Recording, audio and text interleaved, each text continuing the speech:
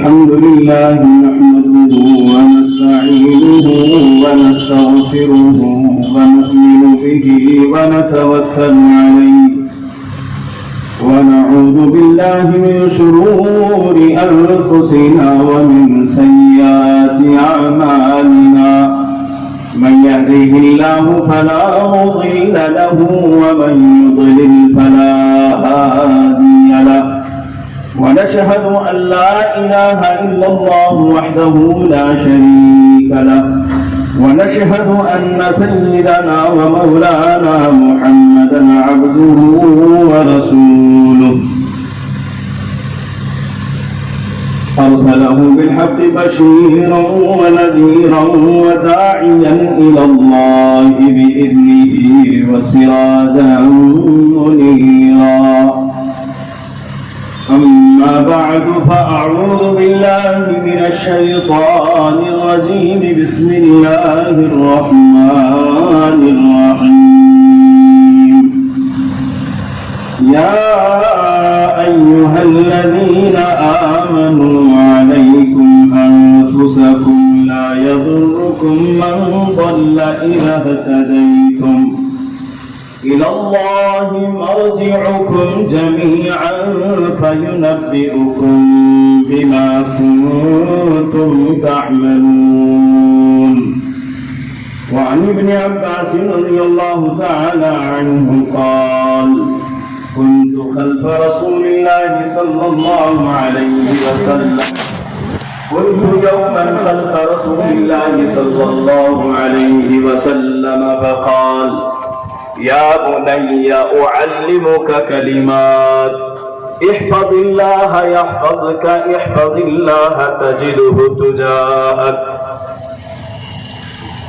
إذا سألت فاسأل الله وإذا استعنت فاستعن بالله واعلم أن الأمة إذا اجتمعت على أن ينفعوك بشيء لم ينفعوك بشيء إلا كتبه الله لك ولم اجتمعوا على أن ينفعوك بشيء لم ينفعوك إلا بشيء كتبه الله عليك رفعت الأقلام وجفت الصحف صدق الله العظيم وصدق رسوله النبي الكريم ونحن على ذلك من الشاهدين والشاكرين والحمد لله رب العالمين.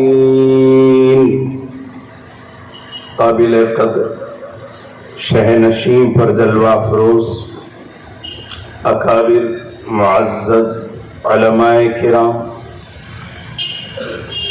حفاظ عظام ائمہ مساجد شہنشین کے سامنے تشریف فرما تمام ہی بزرگان دین نوجوانان ملت مہمانان رسول اور دیگر ہمارے معصوم بچے،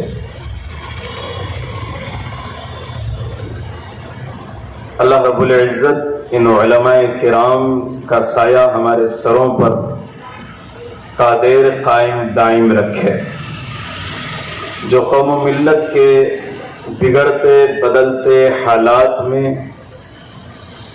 ہم اور آپ تو میٹھی نیند سو لیتے ہیں، حالات پلٹتے ہیں، ہم میٹھی نیند اس طرح سوتے ہیں کہ پلٹتے بھی نہیں ہیں۔ حالات تو پلٹتے ہیں، زمانے کا بگاڑ تو آتا ہے، لیکن ان اللہ والوں کو جن کے سامنے پوری ملت ہے، جن کے سامنے نبی کا لایا ہوا پیارا دین ہے، جن کے مطمح نظر نبی کا درد و غم ہے، ان کا حال یہ ہے۔ ہمارے دادا پیر حضرت شاہ وصی اللہ صاحب نور اللہ مرقدہ اکثر یہ شعر گنگنایا کرتے تھے کہ کباب شیخ ہیں، کباب شیخ ہیں ہر سو کروٹیں بدلتے ہیں، کباب شیخ ہیں ہر سو کروٹیں بدلتے ہیں، جو جلتا ہے یہ پہلو تو وہ پہلو بدلتے ہیں، جو جلتا ہے یہ پہلو تو وہ پہلو بدلتے ہیں۔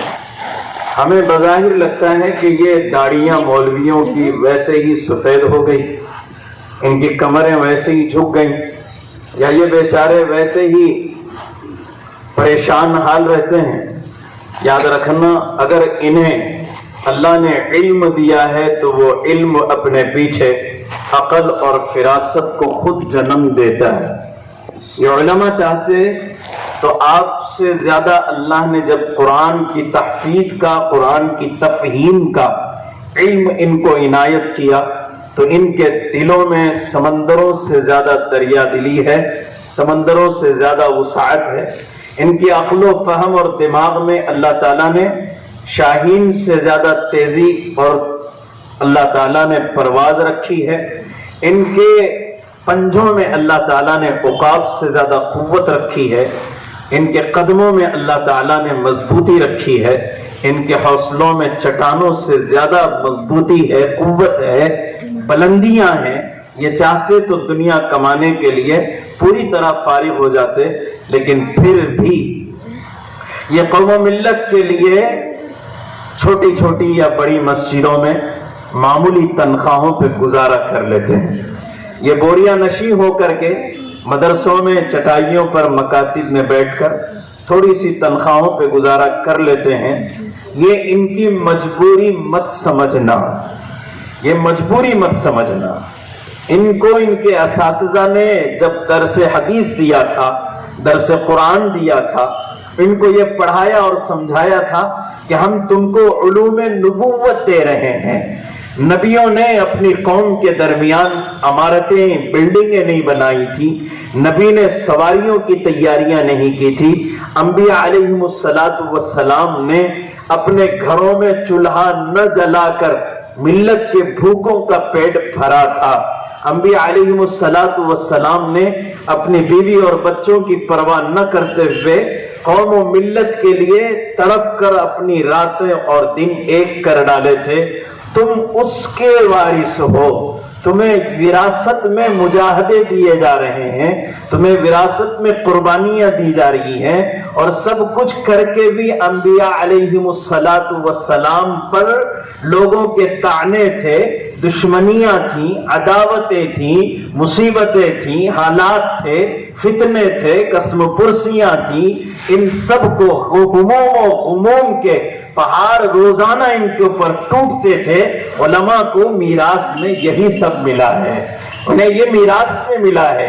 انہیں یہ کہا گیا تھا کہ انبیاء علیہ السلام کی یہ پالیسی ہے، لا اسألکم علیہ اجرا ان اجری الا علی اللہ۔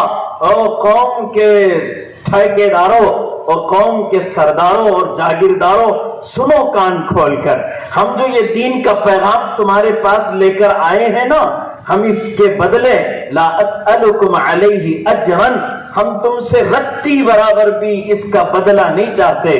لا اسألکم علیہ مالا، ہم اس کے بدلے میں تم سے روکڑا نہیں چاہتے، بلکہ ان اجری الا علی اللہ، ہم جو قربانیاں دے کر دین تم تک پہنچانا چاہتے ہیں اور جس جفاکشی کے ساتھ دین کا پیغام ہم تم تک پہنچا رہے ہیں، اور جتنی بڑی دولت ہم تم تک تمہارے کانوں کے راستے سے دل میں پہنچانا چاہتے ہیں، اس دولت کا بدلہ دینے کی تم تو کیا پوری دنیا کے جاگیرداروں کو جمع کر دو، بادشاہوں کو لے آؤ، کروڑ پتیوں کو جمع کر لو، پوری دنیا کے خزانے لے آؤ، خزانوں کے مالکوں کو بلا لو، ایسے کروڑوں قارون لے آؤ اور ان کی جنتیں لاؤ جس جو شداد تھے، اور شداد جیسوں کی کروڑوں جنتیں جمع کر دو۔ خدا کی قسم، اللہ اور اس کے رسول کی ایک بات پہنچانے کا بدلہ یہ پورے کے پورے جمع ہو کر اس کے بدلے میں یہ سب کچھ بھی دے دیں، خدا کی قسم نہیں اس کا بدلہ چکا سکے اور نہ چکا سکتے ہیں۔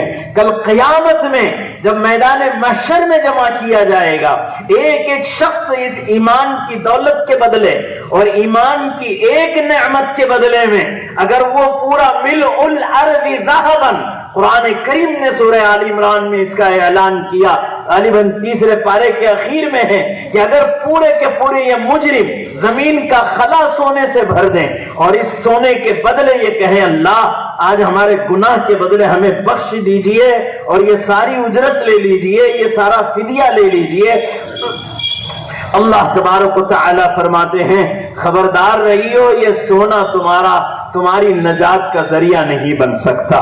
زمین اور آسمان کے درمیان کا خلا بھی خزانوں سے بھر لو اور یہ چاہو کہ اللہ کی پکڑ سے بچ جاؤ تو نہیں بچ سکتے. ایک عمل کے بدلے میں نہیں بچ سکتے, اتنی سارے خزانے دے کر کے نہیں بچ سکتے.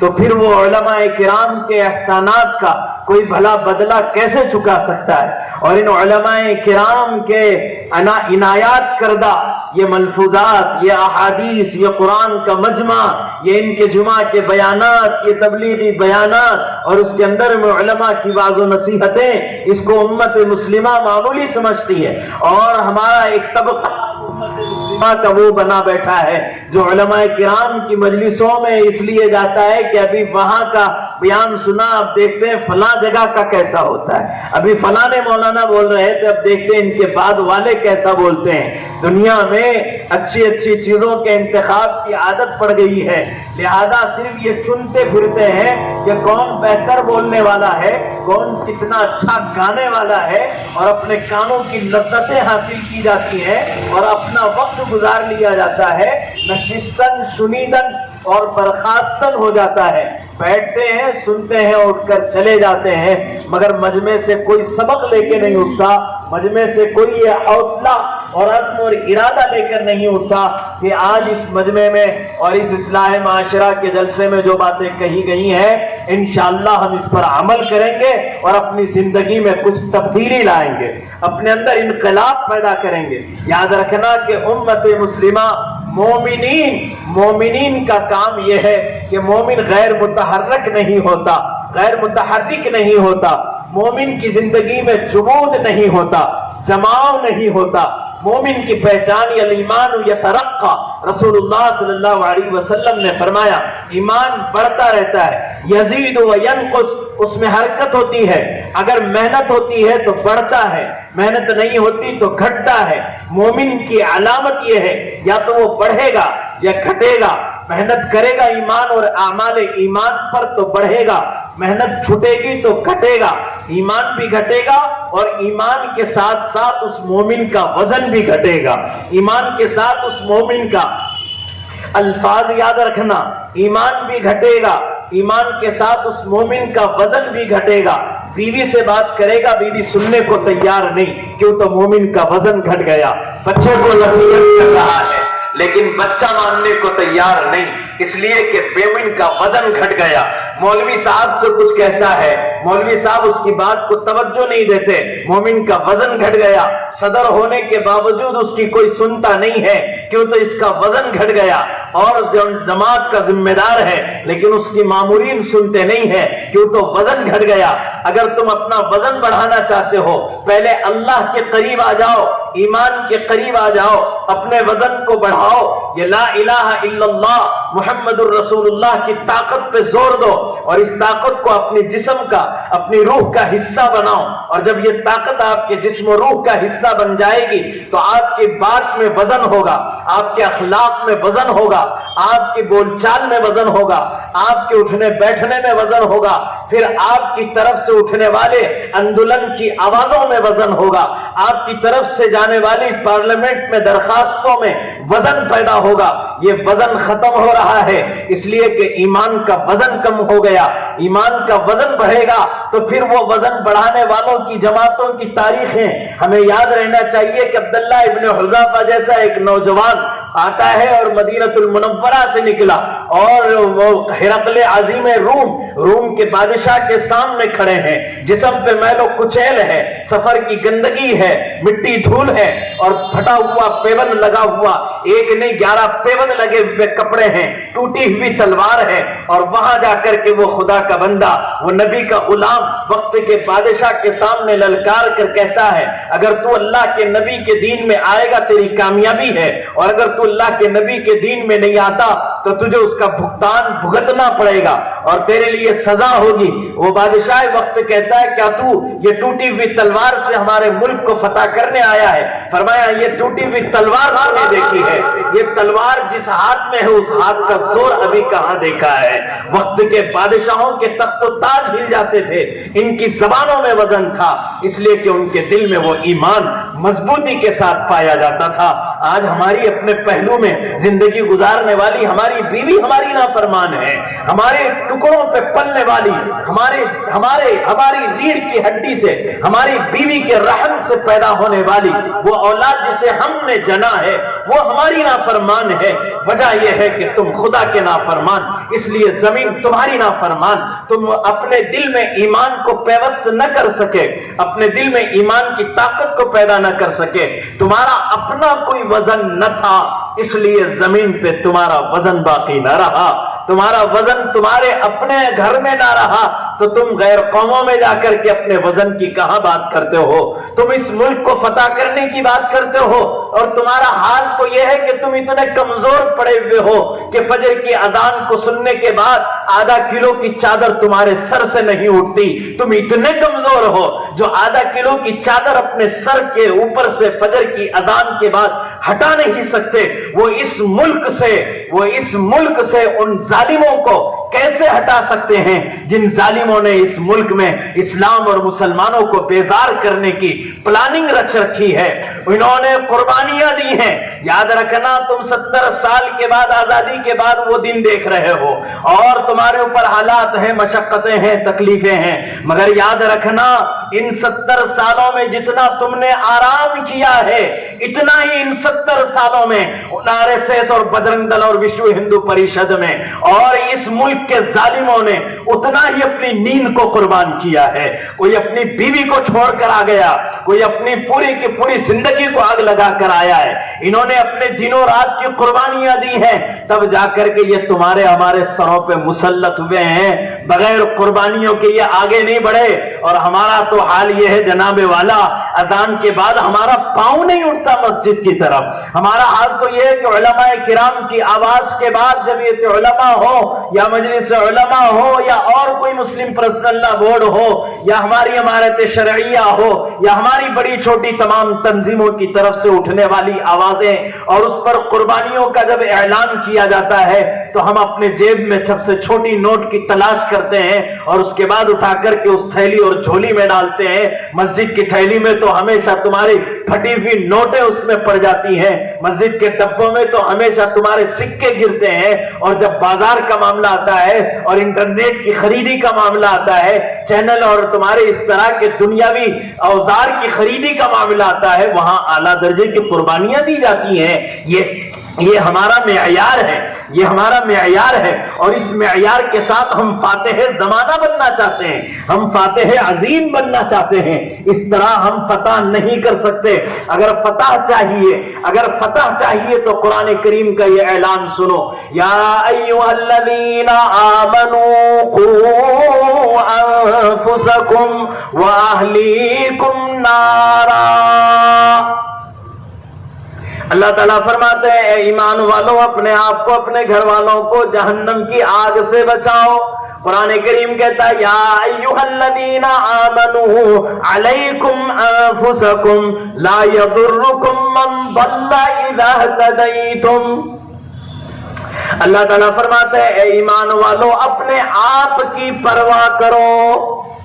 यह है कुरान का ऐलान, अलैकुम अनफुसकुम, अपने जान की परवाह करो। मैं कितना मोमिन हूं, कितनी दफा कलीमा पढ़ चुका, ईमान कितना है मेरे दिल में। अभी थोड़ी सी क्या तकलीफ आ जाएगी, मौलवी नहीं मुर्दों के दरवाजों पे भागेगा, मजारों पे जाएगा जी। और यहां तक नहीं है, अब तो हमारे लोग गैर कौम के पंडितों तक पहुंच चुके हैं और वहां जाकर के अपनी फाइलें खुलवा रहे हैं, वहां जाकर के अपने मसलों को हल करने की कोशिशें की जा रही हैं। अलैकुम अनफुसकुम, पहले अपना जायजा तो लो, पहले अपना जायजा तो लो, किस दर्जे के तुम मोमिन हो। जितने दर्जे के तुम मोमिन, उतने दर्जे की तुम्हारी कामयाबियां तुम्हारे पीछे चलेंगे। अल्लाह हमें इसकी समझ की तौफीक दे।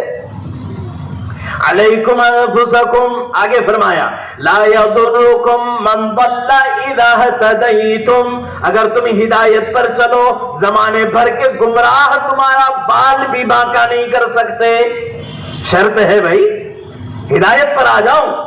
ला यदुर्रुकुम मन दल्ला इज़ा हतदैतुम, अगर तुम हिदायत पर आ जाओ तो दुनिया के गुमराह तुम्हारा कुछ भी नहीं बिगाड़ सकते। हम दुनिया वालों से घबराए हुए हैं, ہم دنیا والوں سے خوف کھائے ہوئے ہیں. ایک دین مکمل، ایک شریعت مکاملہ حضور پرنور صلی اللہ علیہ وسلم نے، اور ایک دین مستحکم، ایک نظام مستحکم رسول اللہ صلی اللہ علیہ وآلہ وسلم ہمارے درمیان چھوڑ کر گئے تھے. نہ ہم نے اس دین کو اختیار کیا، نہ ہم نے اس نظام کو اختیار کیا، نہ ہم نے اس معاشرے کو اختیار کیا. ہمارا معاشرہ بگڑتا چلا گیا اور ہماری زندگیوں کے اندر میں اس طرح سے گراوٹ آ گئی کہ پہچاننا بھی مشکل ہے آیا یہ مومن اور مسلم بھی ہے یا غیر مومن اور غیر مسلم ہے، پہچاننا بھی مشکل ہو گیا.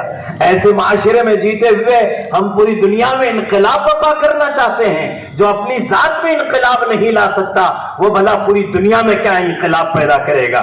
حضرت علامہ عطا اللہ شاہ بخاری رحمۃ اللہ علیہ پڑوس ملک جہاں ملک کا بٹوارا ہوا اور ملک کے بٹوارے کے بعد ایک نوجوان حضرت شاہ عطا اللہ بخاری کے پاس آیا، اور یہ نوجوانوں بالخصوص آپ کے سننے کے لیے ہے، آپ اس طرف خصوصی توجہ فرمائیں. اور مجھے یہاں کے داعی محترم ہمارے عزیز مولانا اختر صاحب دامت برکاتہم نے دعوت دی تو پہلا جملہ یہی کہا کہ نوجوانوں کو جمع کیا جا رہا ہے اور اسلامی معاشرے کا یہ پروگرام لیا جا رہا ہے. یہاں جوان اور بوڑھے تو نظر آ رہے ہیں، نوجوان گنتی میں نظر آ رہے ہیں. اور یہ میں سمجھوں گا کہ یہ جلسہ ابھی نوجوانوں کے مقصد سے لیا گیا تھا.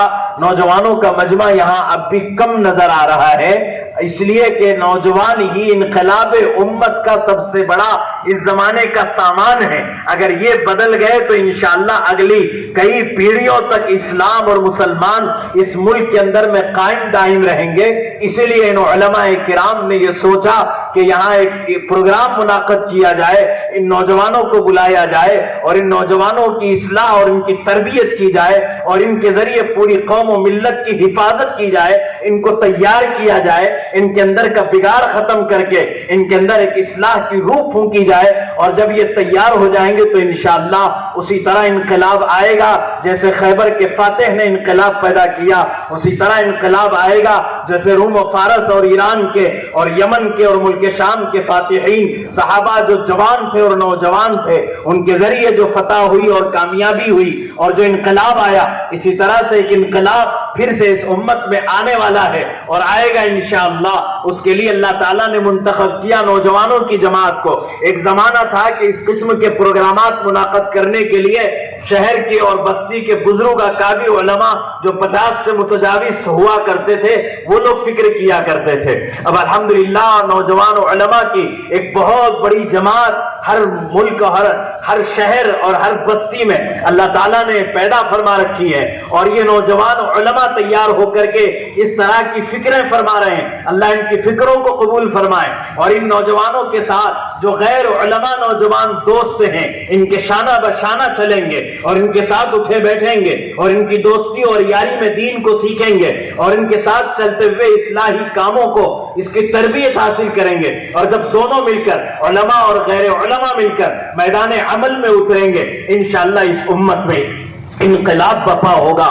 اس مقصد سے یہ جلسہ منعقد کیا گیا ہے. جو میں نے تمہیدی جملہ بولنا تھا وہ یہاں آ کر میرا مکمل ہوا. اب اگلی جو بات میں کہہ رہا تھا، حضرت شاہ عطا اللہ بخاری رحمۃ اللہ علیہ سے ایک نوجوان کہنے لگا کہ حضرت ہم نے اس ملک کا بٹوارا اس لیے کیا تھا، ملک پاکستان اس لیے بنایا گیا تھا تاکہ یہاں پوری طرح سے اسلام زندہ ہو جائے اور شریعت اسلامی کو یہاں بنیاد رکھی جائے اور پورا اسلامی حکومت یہاں قائم کی جائے. اس لیے ہم نے ملک پاکستان کا بٹوارا کیا تھا، لیکن یہاں ایسا کچھ نہیں ہوا. تب حضرت شاہ عطا اللہ بخاری رحمۃ اللہ علیہ نے اس پٹھان سے جو ڈیل ڈول اور لاما چوڑا تھا، حضرت نے فرمایا میاں پہلے اپنے 6 فٹ کے بدن پہ اسلام قائم کرو، پھر پورے ملک میں قائم کرنے کی بات کرنا. شاید آپ کی سمجھ میں آ گیا ہوگا. پہلے 6 فٹ کے بدن پر اسلام قائم کرو، بعد میں پورے ملک میں اسلام قائم کرنے کی بات کیجیے گا. یہ نقطہ ہے، اسے سمجھنے کی ضرورت ہے.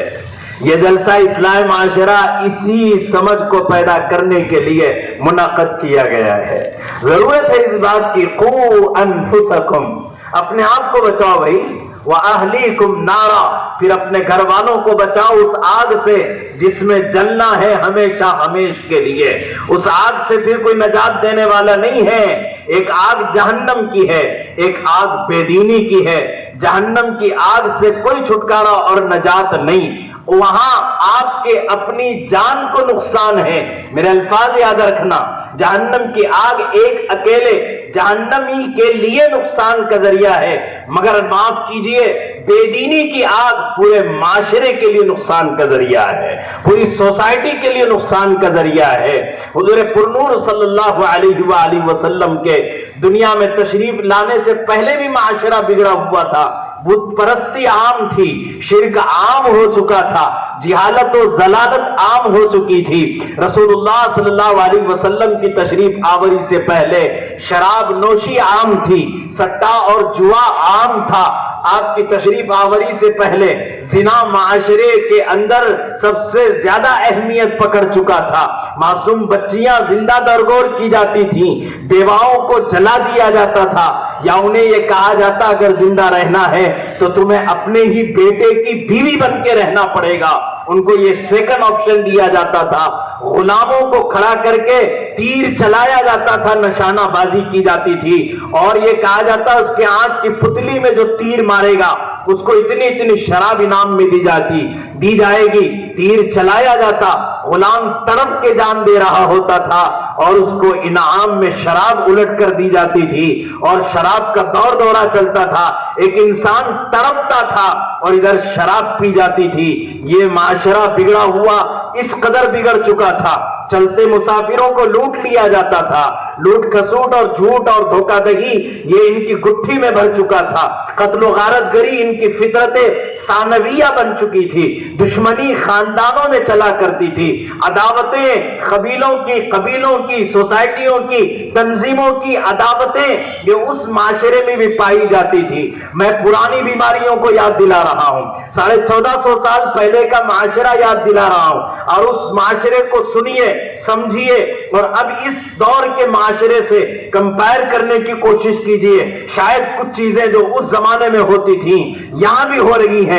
قبیلوں کا اختلاف، خاندانوں کے جھگڑے جب شروع ہو جاتے تھے، پیڑھی در پیڑھی چلتے تھے، مرنے والا باپ اپنے بیٹے کو وصیت کرتا تھا میرے جانے کے بعد فلاں خاندان سے دشمنی باقی رکھنا تو میری اولاد، اور اگر دشمنی باقی نہ رکھے تو میری اولاد نہیں ہے۔ آج بھی تو یہی ہو رہا ہے، باپ اپنے بیٹے سے کہتا ہے فلاں بھائی کے گھر میں میرے تو پاؤں رکھا تو میری اولاد نہیں، اپنے سگے بیٹے سے اپنے بھائی کے بارے میں کہتا ہے میری بہن کے گھر میں مت جانا، میرے چچا کے گھر میں پاؤں مت رکھنا، میرے فلانے کے گھر میں پاؤں مت رکھنا۔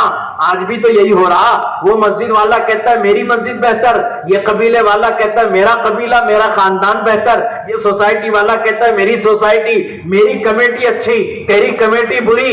یہ اس زمانے میں بھی ہو رہا تھا، اس زمانے میں بھی ہو رہا ہے۔ شراب اور نشہ اس زمانے میں بھی عام تھا، اس زمانے میں بھی پھر سے عام ہو رہا ہے۔ زنا اس زمانے میں چھپ کر نہیں کیا جاتا تھا، اس زمانے میں اللہ کی پناہ کھل کر کیا جا رہا ہے۔ ہر جیب میں زنا کا آلہ پایا جا رہا ہے، ہر گھر، وہ زمانہ بھی بے حیائی کا تھا، ننگے کعبے کا طواف کیا جاتا تھا، ننگا ہو کر کعبے کا طواف کیا جاتا تھا۔ یہ زمانہ بھی بے حیائی کا ہے، مسجد اور مدرسوں میں اور دینی جگہوں میں بیٹھ کر بھی اینڈرائیڈ موبائلوں پر ننگی تصویریں دیکھی جا رہی ہیں، یہاں بھی بے حیائی پائی جا رہی ہے۔ اپنے بیڈ روم میں اپنی بیوی اگر مصلے پہ بیٹھی ہے، آپ بیڈ پہ بیٹھے ہیں، وہاں بھی ننگی تصویریں دیکھی جا رہی ہیں، اذان ہو رہی ہے، ننگی فلمیں دیکھی جا رہی ہیں، نماز کا وقت ہو چکا ہے، ننگی تصویریں دیکھی جا رہی ہیں، ننگی فلمیں دیکھی جا رہی ہیں۔ عرب معاشرہ بگڑا تھا، پھر ہندی معاشرہ نہیں بگڑا؟ کیا ہندوستان کا مسلمان نہیں بگڑا؟ کیا معاشرے میں پھر وہ بگاڑ پیدا نہیں ہوا؟ اور وہاں جو نشہ چل رہا تھا، اس دور میں بھی تو شراب عام ہو گئی، نوجوان بچے شراب پی رہے ہیں، بچے تو بچے، بچیاں شراب پی رہی ہیں، بے حیائی عام ہوتی چلی جا رہی ہے۔ وہ زمانے میں بھی بے حیائی تھی، کھلے عام زنا ہو رہا تھا، اب بھی تو پارکوں میں ہو رہا ہے، اب بھی تو کالج کی کرسیوں پہ ہو رہا ہے، اب بھی تو راستوں میں ہو رہا ہے۔ اس زمانے میں بھی تو بگاڑ آیا، اس زمانے میں ہدایت کے لیے قرآن کی ضرورت تھی، کیا اس زمانے میں قرآن کی ضرورت نہیں ہے؟ کیا کتاب ہدایت سے ہم بے نیاز ہو گئے؟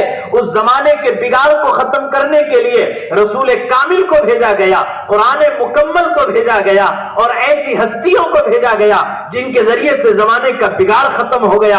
یاد رکھنا، اگر اس زمانے میں سب سے پہلے اس معاشرے کی اصلاح کے لیے اگر کسی چیز کو لازم پکڑنا ہے، اور کوئی چیز ہماری ہدایت کا مرکز ہے، کوئی چیز ہماری ہدایت کے سب سے بڑا سامان اور سبب اور ذریعہ ہے، وہ قرآن مجید ہے۔ یہ امت سب سے پہلے قرآن مجید سے کٹ گئی۔ جب قرآن سے کٹی تو اہل قرآن سے کٹی، جب قرآن اور اہل قرآن سے کٹ گئی تو احادیث رسول سے کٹ گئی، جب احادیث رسول سے کٹ گئی تو حدیث کے جاننے والے علماء سے کٹ گئی، اور جب ان دونوں چیزوں سے کٹ گئی تو اب بتاؤ ہدایت ملے گی کہاں؟ رسول اللہ صلی اللہ علیہ وسلم نے صاف فرمایا تھا، لن تضلوا ما تمسکتم بہما کتاب اللہ و عترتی، کتاب اللہ و سنتی، کتاب اللہ و حدیثی۔ حضور پاک علیہ السلام نے صاف فرمایا تھا، اگر زمانہ بگڑ گیا، اگر زمانہ بگڑ گیا، آپ آتے ہو مولانا واتاورن خراب ہے اور پورا کا پورا بخار چل رہا ہے، اور اس وقت میں حالات خراب ہیں، اور کورونا ہو گیا، ملیریا ہو گیا، نیمونیا ہو گیا، ٹائیفائڈ ہو گیا، ڈاکٹروں کے پاس دوڑ کر گئے، ڈاکٹروں کے پاس دوڑ کر گئے کہ اس وبا کے زمانے میں کون سی دوا استعمال کرنا ہے، کون سا انجیکشن لینا ہے، کن چیزوں سے پرہیز کرنا ہے۔ آپ نے آئیڈیا لی، اس کے مطابق گزرنے لگے۔ یہ کورونا کے 2 سال جو گزرے ہیں، وہاں آپ نے کیا کیا بچاؤ کی ترکیبیں کی ہیں، سمجھانے کی ضرورت نہیں ہے۔ جہاں جسم پہ آنے والی مصیبت سے خوف پیدا ہوا، علماء کے پاس گئے، ڈاکٹروں کے پاس بھی گئے، علماء کے پاس بھی گئے، ڈاکٹروں سے علاج لیا، مولویوں سے دعائیں لی۔ اللہ اکبر کبیرہ۔ جسم کا بگاڑ، جس کو مٹی ہونا ہے، جس کو کیڑوں نے کھانا ہے، جس ہڈی کو بوسیدہ ہونا ہے، جس خوبصورتی کو فنا ہونا ہے، جس آنکھ کو نابینا ہونا ہے، جن کانوں کی سماعتوں کو ختم ہونا ہے، جس پیٹ کی قوت معدہ کو ختم ہو جانا ہے، جس ریڑھ کی ہڈی کو جھک جانا ہے، اس کی تو فکر ہے، مگر وہ روح جس کو خدا کے سامنے کھڑا ہونا ہے، یسألونک عن الروح قل الروح من امر ربی، وہ اللہ کے حکم سے آئی میرے جسم میں، وہ اللہ کے حکم سے نکلے گی ہمارے جسم سے، وہ اللہ کے حکم سے کھڑی ہوگی قبر سے، وہ اللہ کے حکم سے کھڑی ہوگی میدان محشر میں، وہ اللہ کے حکم سے پھر جائے گی یا تو جنت میں، جائے گی یا تو جہنم میں۔ جسم کی تو پرواہ ہوئی، روح کی پرواہ نہیں ہوئی۔ آج تک کسی نے جا کر مولوی سے پوچھا، آج تک کسی نے جا کر کسی عالم سے دریافت کیا، مولانا بے دینی کی وبا عام ہو گئی، بے حیائی پھیل رہی ہے، فحشکاریاں عام ہو رہی ہیں، موبائل کے گناہ نے مجھے برباد کر دیا ہے، بے نمازی ہو کر کے جی رہا ہوں، جھوٹ زبان پہ بہت آ رہا ہے، اور میں اپنی ماں کا نافرمان، اپنے باپ کا نافرمان، اپنے بچوں پہ میں ظالم بن رہا ہوں، اپنی سوسائٹی میں میں سب سے برا جانا جا رہا ہوں۔ آج تک کسی کو فرصت ہوئی، آج تک کسی نے جا کر مولانا سے کہا، مولانا یہ بیماریاں روح کی میرے جسم میں میرے اندر آ چکی ہیں، اس کا علاج فرما دیجئے، اس کی تربیت فرمائیے اور اس بیماری سے ہمیں نجات دلائیے؟ کیا آج تک ہم میں سے کسی نے جا کر کسی عالم سے دریافت کیا؟ ہمیں ضرورت ہے کہ ہم ان علماء کے پاس جائیں اور ان علماء کرام سے کہیں کہ ہماری تربیت فرمائیں، ہماری اصلاح فرمائیں۔ یہ جو معاشرے کا بگاڑ ہوتا جا رہا ہے، اس بگاڑ میں کیسے سدھار پیدا کیا جائے، اس بگاڑ کو کیسے ختم کیا جائے، یہ علماء ربانیین ہیں۔ یہ علماء آپ کی رہبری فرمائیں گے، یہ اصلاح فرمائیں گے، یہ تربیت فرمائیں گے کہ کس طرح سے اپنے آپ کو کھڑا کرنا ہے، تیار کرنا ہے۔ میں نے اسی لیے قرآن کریم کی یہ آیت شروع میں پڑھی ہے جس میں اللہ رب العزت فرما رہے ہیں، علیکم انفسکم، اے مسلمانوں، اے ایمان والوں، تمہیں پہلے اپنی پرواہ کرنی ہے، اپنے بارے میں خود سوچئے کہ ہمیں کیا بننا ہے، ہمیں کیا کرنا ہے، ہماری ذمہ داریاں کیا ہیں۔ ان ذمہ داریوں کا احساس ہمارے دل میں پیدا ہو جائے۔ بنیادی طور پر ہمیں کرنا کیا ہے؟ بنیادی طور پر ہمیں پہلے نمبر پر اپنے عقائد کی اصلاح کرنی ہے، اپنے عقیدوں کو درست کرنا ہے، اپنا تعلق اللہ سے مضبوط کرنا ہے، غیر اللہ پر ایمان اور غیر اللہ پر یقین اور غیر اللہ کی بنا بنائی چیزوں پر یقین کرنے سے اپنے آپ کی پہلے نمبر پہ حفاظت کرنا ہے، جس کا ابھی مولانا نے بھی ایک صاحبہ کی منت کا تذکرہ کرتے ہوئے آپ کے سامنے تذکرہ کیا، جس پر حضرت مولانا نے بھی مختصر سی روشنی ڈالی۔ ہمارا سب کچھ کرتا دھرتا اللہ ہے، ہمارا تعلق اللہ سے پہلے نمبر پر مضبوط ہو جائے، ایمان کا رشتہ اللہ کے ساتھ مضبوط ہو جائے، اس کے بعد انشاءاللہ ہماری اصلاح ہوگی، ہماری تربیت ہوگی۔ دوسرے نمبر پر ہمیں کامیابی چاہیے، عبادات کا رخ کیجئے، عبادات کو درست کیجئے۔ آج دنیا کامیابی کی طرف دوڑ رہی ہے اور ہم دوڑ لگا رہے ہیں، ہر آدمی کامیابی کی طرف دوڑ رہا ہے۔ قرآن نے بھی دوڑنے کا حکم دیا، مگر اعلان کیا فَفِرُّوا إِلَى اللَّهِ، دوڑو اللہ کی طرف، دوڑو اللہ کی طرف دوڑو۔ صحابہ دوڑ کر اللہ کی طرف جاتے تھے، اللہ کی مدد کھلے میدان میں آتی تھی، چھت کے نیچے بھی آتی تھی اور چھپروں میں بھی آتی تھی، اور ان کی مدد جنگلوں میں بھی اللہ کی طرف سے آ جاتی تھی، اس لیے کہ وہ دوڑتے اللہ کی طرف تھے۔ فَفِرُّوا إِلَى اللَّهِ، تم اللہ کی طرف دوڑو، اللہ تمہاری مدد کرے گا۔ آج بندے کا تعلق اللہ سے کمزور ہے اور غیر اللہ کی طرف بھاگ رہا ہے، مال و دولت میں کامیابی کی تلاش کر رہا ہے، دنیا کے اسباب میں کامیابیوں کی تلاش کر رہا ہے، دیواریں اونچی بنا رہا ہے، سمجھتا ہے کہ دیواروں سے سکون ملے گا، دیواروں میں سکون ملنے والا نہیں ہے۔ اللہ نے اگر تجھے روزی دی ہے، میرے الفاظ جملے یاد رکھنا، اللہ نے اگر تیری روزی میں برکت دی ہے، دستر کو لمبا کرنا، دیوار کو لمبا مت کرنا، دستر کو لمبا کرنا، دیوار کو لمبا مت کرنا۔ دستر لمبا کرے گا 10 غریب تیرے دستر سے کھائیں گے، دیوار لمبی کرے گا 100 غریبوں کے دل دکھیں گے۔ کاش میرے پاس بھی پیسہ ہوتا، میں بھی ایسا بنگلہ بنایا ہوتا، تیرے دشمنوں کی نظروں میں تو چبھے گا اور تیرا محل تیرا بنگلہ چبھے گا۔ دستر لمبا ہوگا، کئی غریب تجھے دعائیں دیں گے، تیری نسلوں میں کوئی بھکاری نہیں ہوگا، اور خدا نہ خواستہ تو نے دستر کو سمیٹا، بخالت کی، اللہ نہ کرے کہ نسلوں کو پھر مسجد کے سامنے کٹورے لے کر ٹھہرنے کی نوبت آ جائے۔ شاہ عمر ابن عبدالعزیز رحمۃ اللہ تعالی علیہ، عمر ابن عبدالعزیز ممبر پہ خطبہ دے رہے ہیں، 21 پیوند لگے ہوئے ہیں، وہ ممبر پہ خطبہ دے رہے ہیں، 21 پیوند لگے ہوئے ہیں۔ وقت کے بادشاہ نے کہا عمر اپنی دنیا کی بھی فکر کرنا۔ عمر ابن عبدالعزیز نے فرمایا نبی نے نہیں کی تو نبی کا غلام کیوں کرے، نبی نے نہیں کی نبی کا غلام کیوں کرے۔ تاریخ کی آنکھوں نے دیکھا وقت کے بادشاہ کے بچے، وقت کے بادشاہ کے بچے کچھ زمانے کے بعد بغداد کی مسجدوں کے سامنے کٹورے لیے کھڑے تھے، اور عمر ابن عبدالعزیز کی اولاد ملکوں پر گورنر بن کے حکومت کر رہی تھی، ملکوں پہ گورنر بن کے حکومت کر رہی تھی۔ وہ دن تاریخ کی آنکھوں نے دیکھا ہے، وہ دنیا پرست تھے، فقیری اور غریبی سے آگے آ کر بھکاری پن تک مجبور ہو گئے، اور جو دین پرست تھے اللہ نے انہیں دکھایا کہ ان کی اولادوں کے تحت وقت کے گورنر بننے کے بعد جاگیرداروں نے اپنے سر جھکا لیے۔ یہ اللہ کا نظام ہے، اللہ کا نظام ہے۔ اللہ کہہ رہا ہے فَفِرُّوا إِلَى اللَّهِ، اللہ کی طرف دوڑو، دنیا پرستی سے باز آ جاؤ۔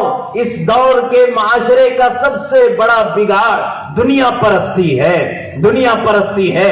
ہر آدمی ایک مکان پہ اس کا گزارا نہیں ہے، وہ 2-3 مکان کا مالک بننا چاہتا ہے، وہ ایک زمین اور ایک پلاٹ پہ خوش نہیں ہے، اس کا دل چاہتا ہے وہ کئی ایکڑ زمین کا مالک بن جائے، کئی پلاٹ اس کے نام پر بک ہو جائیں۔ وہ ایک کھاتے پہ خوش نہیں ہے، کئی بینک اکاؤنٹ کے بعد وہ سکون لینا چاہتا ہے۔ وہ ایک پراپرٹی پہ راضی نہیں ہے، کئی پراپرٹیوں کے پیچھے بھاگ رہا ہے، اور اس دنیا کے چکر میں اپنے دین سے غافل ہو چکا ہے۔ فَفِرُّوا إِلَى اللَّهِ فَسَعُوا إِلَى ذِكْرِ اللَّهِ، یہ سب سے پہلا پیغام آج کے اس اجلاس کا ہم سب کے کانوں تک یہ پہنچ جائے کہ ہمیں دوڑنا ہے اللہ کی طرف، ہمیں دوڑنا ہے اللہ کی طرف۔ بگڑا ہوا معاشرہ ہے، اس کی اصلاح کرنا ہے۔ اب جب اللہ کی طرف دوڑے تو آپ دوڑو گے اللہ کی طرف، یعنی اللہ کے گھر کی طرف۔ تو اب مسجد کا معاشرہ ہماری نظروں میں آتا ہے، مسجد کے معاشرے کو درست کرو، مسجد کے معاشرے کو درست کرو۔ فی بیوت اذن اللہ ان ترفع، اللہ کے گھر ہیں، اللہ کے گھر ہیں، ان کو بلند کرو، اپنے گھروں کی چھت نیچی رکھو، مسجدوں کی چھتوں کو اونچا بناؤ، مسجدوں کو خوبصورت بناؤ۔ بناؤ. ظاہری حکم بھی یہی ہے اور باطنی حکم ان ترفع, یہاں سے اللہ کے نام کو بلند کرو. دو باتیں ہیں, اب سمجھنا. مسجد کمیٹی کے ذمہ داران اگر اس اجلاس میں ہیں تو وہ بھی کان دھریں اور سنیں غور سے. اللہ کا پیغام ہے فی بیوتنا دین اللہ ان ترفع, اللہ کے گھر کو بلند کرو. حضور پاک علیہ السلام مسجد نبوی سے نکلے, بعض صحابہ آپ کے ساتھ ہیں. دیکھا مدینے میں مسجد کے سامنے ایک قبہ, ایک بنگلہ کسی نے بنایا. اس زمانے کے جھوپڑے میں سب سے خوبصورت جو گھر ہوتا اسے قبہ کہتے تھے. آج کے زمانے کا سب سے خوبصورت گھر اس کو بنگلہ کہتے ہیں. وہ تھوڑا سا مسجد کی چھپر سے اونچا تھا. حضور نے فرمایا لمن ہذا, یہ کس کا ہے, یہ کس کا ہے؟ ایک صاحب نے کہا فلاں صحابی کا ہے. حضور پاک علیہ الصلوۃ والسلام آگے بڑھے, وہ صحابی آئے, انہوں نے سلام کیا, اللہ اکبر, انہوں نے سلام کیا. نبی نے آواز سے جواب نہیں دیا, نبی نے آواز سے جواب نہیں دیا. میں نے کہا نبی نے آواز سے جواب, ہو سکتا ہے آپ نے دل میں دیا, آواز سے جواب نہیں دیا. یہ صحابی گھبرا گئے, یہ صحابی گھبرا گئے. میرے نبی کو کیا ہوا؟ جو سلام کو عام کرنے کی تعلیم دیتا ہے وہ میرے سلام کا جواب کیوں نہیں دیتا؟ فوراً اپنے دوستوں سے پوچھا کیا بات ہے, کیوں ناراض ہے میرا نبی مجھ سے, میرا نبی مجھ سے کیوں ناراض ہے؟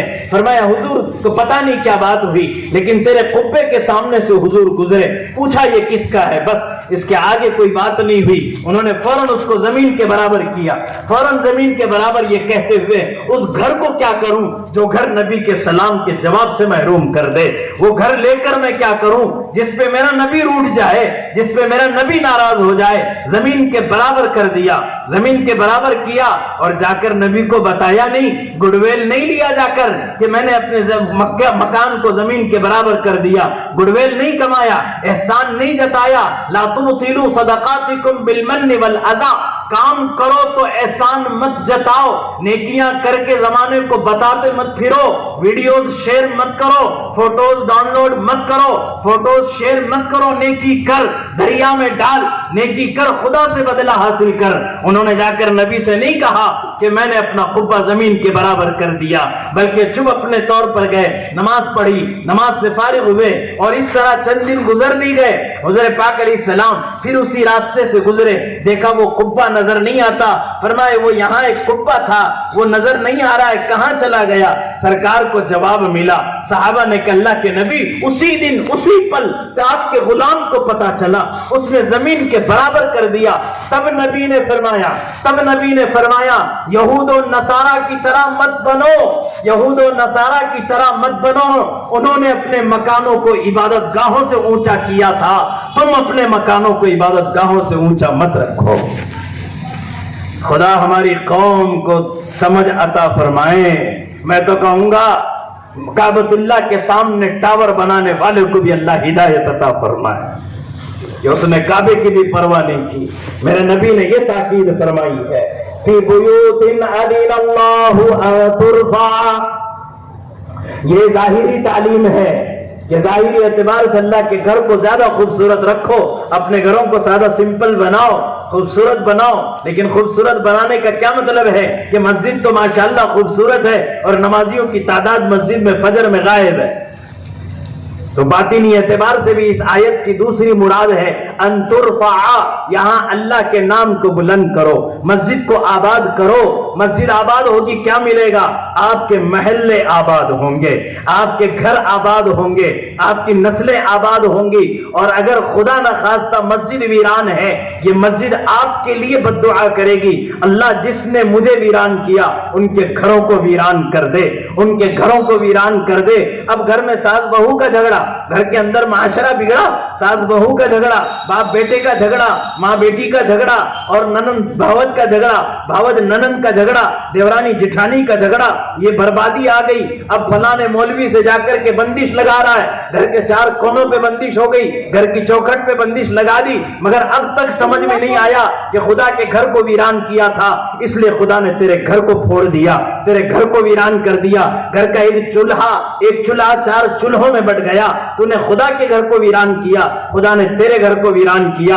اس لیے یہاں آؤ, واعتصموا بحبل اللہ جميعا ولا تفرقوا, اللہ کے ہو کر کے رہ جاؤ, ایک ہو کر کے رہو, مضبوطی کے ساتھ تھام لو اور اللہ کے گھر کو بلند کرو.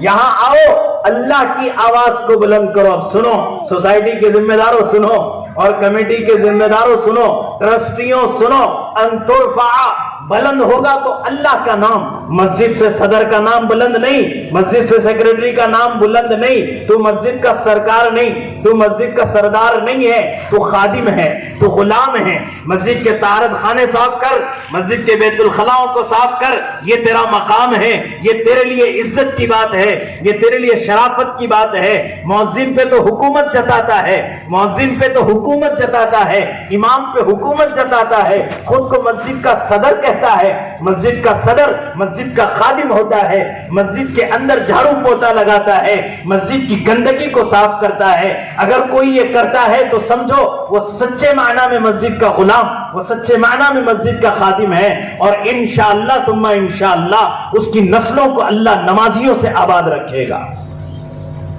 اور اگر خدا نہ خواستہ معاشرے کا بگاڑ, اور اگر خدا نہ خواستہ یہ کمر پہ ہاتھ دے کر کے امام کے سامنے جو ہے کھڑا ہوا ہے, اور وہ کھڑا ہے مؤذن پر حکومت جتانے والا بن کر کے, تو اللہ حفاظت فرمائے. ہم نے ایسے لوگوں کو بڑی بڑی بیماریوں میں تڑپتے مرتا دیکھا ہے, تڑپتے مرتا دیکھا. میں مولویوں کی طرف سے صفائی کے لیے نہیں آیا, میں ایک عام آدمی بن کر آپ کے درمیان میں بیٹھا ہوں. اگر میں مولوی بن کر بیٹھنا ہوتا تو صرف مسند حدیث پہ بیٹھتا, میں تفسیر کے درس پہ بیٹھتا. میں آپ کے درمیان آپ میں سے ایک بن کر بیٹھا ہوں, میں آپ کا ہمدرد بن کر بیٹھا ہوں, میں آپ کا غم لے کر بیٹھا ہوں, میں امت کی اور سماج کی, سوسائٹی کی گندگیوں کو ختم کرنے کی تعلیم اور درد لے کر بیٹھا ہوں. یہ آپ تک پہنچا رہا ہوں. خدا کے لیے مسجدوں کے خادم بن جاؤ, مسجدوں کے غلام بن جاؤ. کیا ہوا, لوگوں کو مسجدوں کے حکمراں بنتے ہیں اور اپنے آپ کو داعی بھی کہتے ہیں, اپنے آپ کو مبلغ بھی کہتے ہیں. آپ کو یاد نہیں ہے کہ مولوی الیاس بنگلے والی مسجد سے آدھی رات کو اٹھا, اپنے سر پر ایک بوجھ لے کر کے باہر چلا ہے. مولانا منظور نعمانی باہر نکلے, دیکھا حضرت جی اتنی رات کہاں جا رہے ہیں؟ تو کیا دیکھتے ہیں, ایک شخص روزانہ حضرت کے پیچھے پیچھے جاتا ہے, حضرت اس کے آگے آگے چلتے ہیں اور کوڑے پہ جا کر کے کچھ پھینک آتے ہیں. حضرت مولانا منظور نعمانی اس خادم سے پوچھتے ہیں یہ کیا راز ہے, مولوی الیاس اور تو آدھی رات کو اٹھتے ہیں, کہاں جاتے ہیں؟ کہا مولانا الیاس بنگلہ والی مسجد میں آنے والے مہمانوں کا پاخانہ اپنے سر پہ اٹھا کر پھینکنے جاتے ہیں. وہ مولوی الیاس کے نام لینے والوں کو آج دیکھو, وہ مولویوں کے منہ پر گندگی پھینک رہے ہیں, وہ مولویوں کی توہین کر رہے ہیں, علماء کے ساتھ بدبختی کر رہے ہیں. کیا ہوا ہماری قوم کو, کون سی زندگی ہم جی رہے ہیں اور ہم اسے کامیابی سمجھتے ہیں؟ ہم یہ سمجھ رہے ہیں کہ ہم بہت صحیح راستے پہ چل رہے ہیں. مسجد کے ذمہ داروں سے میں بالخصوص کہہ رہا ہوں, یہ عالم کے امیر کی کہانی سنا رہا ہوں, اپنے سر پہ گندگی لے کر کے جا رہا ہے. اور وہ اگر دیکھتے ہو تو علامہ قاسم نانوتوی کی تاریخ میں بھی یہ لکھا ہے کہ دارالعلوم دیوبند کے طلباء کا پاخانہ اپنے سر پہ اٹھا کر کے لے جا کے کوڑے پہ پھینکتے تھے. اگر خانقاہ والے یہاں بیٹھے تو وہ بھی سن لیں کہ رشید احمد گنگوہی قطب الاقطاب اس ملک کے نہیں پوری دنیا کے قطبوں کا قطب تھا.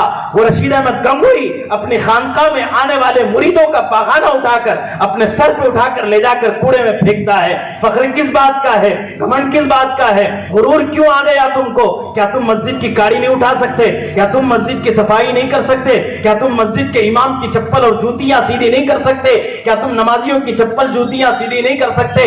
اس ملک کی تاریخ ہے, اس ملک کا بادشاہ شاہ جہاں جامع مسجد کو بناتا ہے.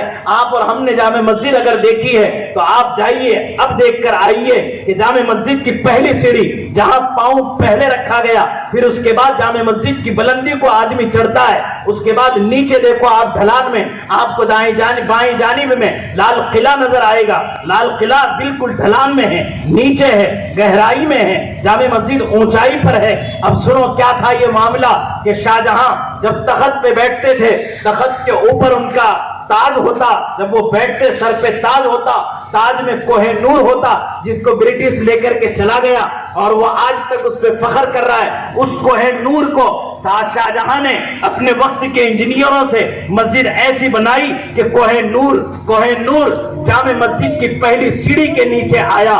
لوگوں نے کہا یہ کیوں؟ ایسا کیوں کیا؟ تو شاہ جہاں نے کہا میں یہ ثابت کرنا چاہتا تھا دنیا کو کہ نمازی کے تلوے کے نیچے، نمازی کے جوتے کے نیچے شاہ جہاں کے تاج کی قیمت ہے، نمازی کے جوتے کے نیچے شاہ جہاں کے تاج کی قیمت ہے۔ اس ملک کو ایسے بادشاہ ملے تھے، اس ملک کو ایسے بادشاہ ملے تھے جو جامع مسجد بنا کر اپنی قیمت بتاتے تھے کہ ہمارے تاج کی قیمت بھی نمازی کے جوتے کے نیچے ہے۔ اور سبحان اللہ، انہی نمازیوں کا معاملہ دیکھو، ان کے نزدیک امام کی قیمت جوتوں کے نیچے آ گئی، امام کو جوتوں کے نیچے رکھا، امام کو دل سے نکال دیا، امام کی عظمتیں ختم ہو گئی۔ یاد رکھو، جو قوم اپنے اماموں کی قدر نہیں کرتی، وہ قوم زمانے میں کبھی عزت پا نہیں سکتی۔ یہ معاشرے کا دوسرا بگاڑ ہے، اس کو ختم کیجئے۔ معاشرے کا بگاڑ یہ ہے کہ غیر اللہ سے تعلق ختم کیجئے۔ معاشرے کا بگاڑ مسجدوں کے اندر میں اپنی منمانیاں چلانا بند کر دیجئے۔ اللہ کی چلے گی، اللہ کا گھر ہے، اللہ کی چلے گی، یہاں اللہ کے غیر کی نہیں چلتی۔ یہاں لوگوں نے اپنی چلانی شروع کر دی۔ مسجدوں کو علماء کے حوالے کرو، یہ زمانے کا رونا رو رہا ہوں۔ اگر یہ چاہتے ہو آپ کی مسجدوں میں اور آپ کی بستی میں خیر پھیلے، ہدایت پھیلے، خدا کے لیے میں آواز لگا کر کہہ رہا ہوں، خدا کرے کہ آج زندہ ہوں تو کل زندہ رہوں نہ رہوں، لیکن میں آپ سے یہ گزارش کر رہا ہوں، اب مسجدوں وہ وقت آ چکا ہے، مسجدوں کا سسٹم اماموں کے سپرد کر دو۔ امام جس طرح مسجد کا نظام چلانا چاہے، اگر تم دیندار ہو، تم مالدار ہو، تم سمجھدار ہو، تو تم سے زیادہ علم اللہ نے ان علماء کو دے رکھا ہے۔ انہوں نے قرآن پڑھا، انہوں نے حدیثیں پڑھی ہیں، ان کو آیات قرآن معلوم ہیں، انہیں معلوم ہے مسجد کی قیمت کیا ہے، انہیں معلوم ہے مسجد کی ذمہ داریاں کیا ہیں، مسجد کے اعمال کیا ہیں، مسجد میں ہوتا کیا ہے، مسجد میں کرنا کیا چاہیے۔ دنیا کے جاہلوں نے مسجدوں کو اپنے قبضوں میں کر لیا اور اماموں کی توہین کرنے لگے اور مسجدوں کے سسٹم کو بگاڑ دیا۔ نہ مسجد میں درس قرآن کی اجازت ہے، نہ مسجد میں درس حدیث کی اجازت ہے، نہ مسجد کے اندر میں علماء کو مجلس منعقد کرنے کی اجازت ہے۔ اس کے لیے بھی صدر محترم کو پوچھنا ہوگا۔ اگر تم نے مسجد سے رشتہ جوڑا ہے تو ہر مسجد کا رشتہ مسجد نبوی سے جڑتا ہے، ہر مسجد کا رشتہ مسجد نبوی سے جڑتا ہے۔ جب مسجد نبوی سے جڑتا ہے تو سنو، مسجد نبوی میں مدرسہ بھی چلتا تھا، مسجد نبوی میں دعوت و تبلیغ کا کام بھی ہوتا تھا، مسجد نبوی سے مجاہدین کی جماعتیں بھی روانہ ہوتی تھیں، مسجد نبوی سے مبلغین کی جماعتیں بھی جاتی تھی، مسجد نبوی میں بیت المال بھی جمع کیا جاتا تھا، مسجد نبوی سے مال غنیمت بھی تقسیم کیا جاتا تھا، مسجد نبوی میں علاج بھی ہوتا تھا، مسجد نبوی میں لوگوں کے بھلے مشورے بھی ہوتے تھے، مسجد نبوی میں آنے والے غریبوں کے لیے دسترخوان بھی لگتا تھا اور آج تک لگتا ہے۔ یہ سارے کام مسجد نبوی میں ہوتے تھے۔ اگر آپ چاہتے ہو کہ فلاح اور بہبودی اور کامیابی ملے تو مسجد نبوی سے رشتہ جوڑو اور اپنی مسجدوں میں یہ سارے اعمال کو کرنے کی کوشش کیجئے، جاری کیجئے، اور اس سسٹم کا ذمہ دار مسجد کے امام کو بنائیے۔ اس لیے کہ مسجد نبوی میں اگر مدینے کے اندر اس وقت عبداللہ ابن ابی جیسا منافق اور مالدار آدمی موجود تھا، عمر ابن خطاب جیسا ایماندار آدمی بھی تھا، عثمان غنی جیسا مالدار بھی تھا، ان کے ہوتے ہوئے بھی محمد رسول اللہ ہی مسجد کے امام تھے، محمد رسول اللہ ہی مسجد کے صدر تھے، کوئی اور صدر نہیں تھا۔ یہ کھلا پیغام آپ کے نام ہے۔ اگر چاہتے تو عثمان غنی بڑا مالدار آدمی تھا، آج ہمارے ہاں صدر کا انتخاب مالداروں کو دیکھ کر کیا جاتا ہے۔ عثمان غنی بھی تو مالدار تھے، انہیں صدر نہیں بنایا گیا، بڑے آدمی کو دیکھ کر صدر بنایا جاتا ہے۔ عبداللہ ابن ابی کو کیوں صدر نہیں بنایا گیا؟ اس لیے کہ نبی کے ہاتھ میں خیر تھی، نبی امام تھے، نبی ہی صدر رہے۔ آپ کی زندگی کے بعد ابو بکر، پھر عمر، پھر عثمان، پھر علی، یہی سلسلہ چلا آیا، اور اب زمانے میں آہستہ آہستہ بگاڑا آیا، اور سوسائٹی کا جو سب سے زیادہ جاگیرداری بتانے والا ایسا شخص جو مسجد میں مہینوں برسوں نہیں آتا، اسے مسجد کا ٹھیکیدار بنا دیا جاتا ہے اور مسجد کا نظام پورا تتر بتر ہو جاتا ہے۔ اللہ تعالی ہمیں سمجھ عطا فرمائے۔ معاشرہ یہاں سے درست ہوگا بھائی۔ معاشرے کی اصلاح کا مرکز مساجد ہے۔ مساجد سے آؤ، مساجد سے جڑو، مساجد کی مجلسیں منعقد کرو، مسجدوں میں غریبوں کے محلے کے غریبوں کی فکر کی جائے، مسجد کے اندر بیٹھ کر کے بے تعلیم یافتہ بچوں کی فکر کی جائے، ان کے ایجوکیشن کا سسٹم بنایا جائے، دینی اور دنیاوی تعلیم کا سسٹم بنایا جائے، مسجدوں میں آ کر کے خیر کے مشورے کیے جائیں اور مسجد کو اور مسجد کے نظام کو آباد کیا جائے. یہ ہم سب کی ذمہ داری ہے. اللہ ہمیں اس کی توفیق عطا فرمائے. اب جب اللہ کے گھر کو آپ نے آباد کیا، آپ کے گھر آباد ہوں گے، اور گھروں میں آبادی رکھنے کے لیے قرآن مجید کا اہتمام کیجیے. رسول اللہ صلی اللہ علیہ وسلم نے فرمایا جس گھر میں قرآن پڑھا جاتا ہے اس کے اطراف 40 مکانوں پہ اللہ کی رحمت برستی ہے. سبحان اللہ. آج ہمارے گھروں میں قرآن کی تلاوت نہیں ہے. صبح ہوتی ہے تو گانے کی آوازیں ہیں، فلموں کی آوازیں ہیں، رات دیر تک فلموں کی آوازیں ہیں، اور گھر ویران ہوتے جا رہے ہیں. یہ نحوست والے اعمال ہو رہے ہیں. شیاطین ہمارے گھروں میں بسیرا کر رہے ہیں، جنات ہمارے گھروں میں بسیرا کر رہے ہیں. اور پھر ہم یہ چاہتے ہیں کہ میاں بیوی میں محبت پیدا ہو جائے، اور پھر مولوی کے پاس جا کر محبت کا تعویذ لیتے ہیں، اور یہ چاہتے ہیں کہ ساس بہو میں جھگڑے نہ ہو، اور ان جھگڑوں کو ختم کرنے کے لیے تعویذ لیا جاتا ہے. قرآن کریم 23 برس کے اندر میں عظیم الشان تعویذ ہمیں عطا کر دیا گیا تھا. آپ تلاوت قرآن کیجیے. الفاظ قرآن جس گھر میں پڑھے جاتے ہیں وہاں بھی انوارات برستے ہیں. معانی قرآن جہاں پڑھے جاتے ہیں اس دل پہ بھی انوارات برستے ہیں. آپ جانتے ہیں کہ صحابہ کرام جوان اور بوڑھے ہی تھے. بچے صحابہ تو گنتی میں تھے، بہت کم تعداد میں تھے جنہوں نے قرآن کو پڑھنا سیکھا، جنہوں نے قرآن کریم کو سمجھا. یہ جوانوں اور بوڑھوں کی تعداد تھی. آج اگر ہم یہ چاہتے ہیں کہ کامیابی ہمیں حاصل ہو، معاشرہ ہمارا سدھر جائے، ہمارے گھروں میں خیر آ جائے، تو ہر جوان اور ہر بوڑھے کو، ہر مرد اور ہر عورت کو اپنے علماء کے پاس جا کر قرآن کی اصلاح، قرآن کی تربیت کروانی ہے. اور غلط فہمی سے باہر آ جاؤ. میں صاف کہہ رہا ہوں، میں یہاں بھی کہوں گا، اور جہاں آپ مجھ سے کہنے کو کہیں گے میں وہاں بھی کہوں گا، اس غلط فہمی سے باہر آ جاؤ کہ 3 دن یا 10 دن یا چلہ اور 4 مہینے لگا کر کے ہم 10 سورے صحیح کر لیں گے، مسئلہ ختم ہو جائے گا. نہ، اس پر بات نہیں بنتی. آپ نے 10 سورے یاد کیے، اس کی تصحیح نہیں ہوئی جب تک قرآن تجوید سے نہ پڑھا جائے. گناہ کبیرہ ہے، گناہ کبیرہ ہے قرآن کو تجوید سے نہ پڑھنا. یہ علماء کرام بیٹھے ہیں، انہیں فرصت مت دو، انہیں فارغ مت بیٹھاؤ، اس لیے کہ ان کا وقت بھی قیمتی ہے، انہیں بھی اللہ کے پاس جواب دینا ہے. یہ بیٹھے ہیں دل میں درد لے کر. آپ جائیے ان کے پاس، اپنے مسجد کے امام سے کہیے مغرب بعد یا عشاء بعد یا عصر بعد میں آپ کی خدمت میں آؤں گا، میرا قرآن درست کیجیے. مجھے قرآن پڑھنا ہے، اپنے گھر میں قرآن کی آوازیں چلانی ہے، میرے بچوں کو قرآن پڑھانا ہے، میری بیوی اور میں بھی قرآن پڑھیں گے.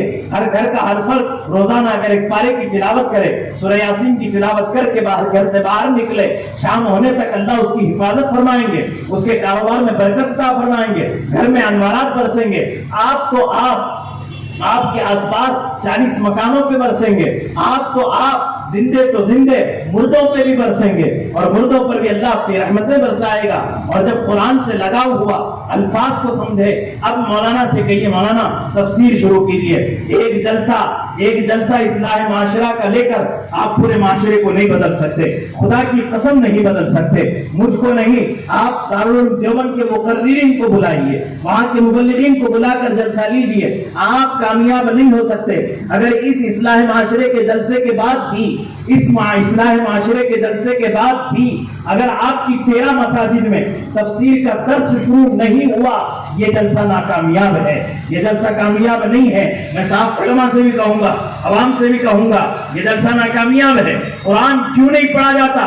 قرآن کیوں نہیں سمجھا جا رہا ہے؟ معاشرے کی اصلاح کے لیے ایک تقریر کافی نہیں ہے. قرآن کے الحمد سے لے کر والناس تک کی پوری ہدایت کی کتاب پڑھنی پڑے گی، سمجھنا ہوگا، اپنے مسائل کو درست کرنا ہوگا، فضائل کو ان کی حد میں رکھنا ہوگا، غلو سے بچنا ہوگا، مسائل کو سمجھنا ہوگا، ان پر عمل کرنا ہوگا، عقائد کی درستگی ہوگی، سیرت طیبہ کے اسباب پڑھے اور پڑھائے جائیں گے، قرآنی واقعات پڑھائے جائیں گے، من گھڑت قصے تقریروں میں بند ہو جائیں گے. جھوٹی باتیں بیان کرنے سے امت پرہیز کرے گی. جب قرآن کو پڑھیں گے، قرآن کو سمجھیں گے، قرآن کو بولیں گے، قرآن پھیلے گا. قرآن سے ہدایت پھیلی ہے، قرآن ہی سے ہدایت پھیلے گی. اصلاح معاشرے کی سب سے بہترین بک، اصلاح معاشرہ کی سب سے بڑھیا کتاب قرآن مجید ہے. اس سے بڑھ کر کوئی کتاب نہیں ہے. اخباروں سے، لٹریچروں سے اصلاح نہیں ہو سکتی، خدا کی قسم نہیں ہو سکتی. علماء کے مجمع میں کہہ رہا ہوں، یہ مجمع اس کا ضامن ہے.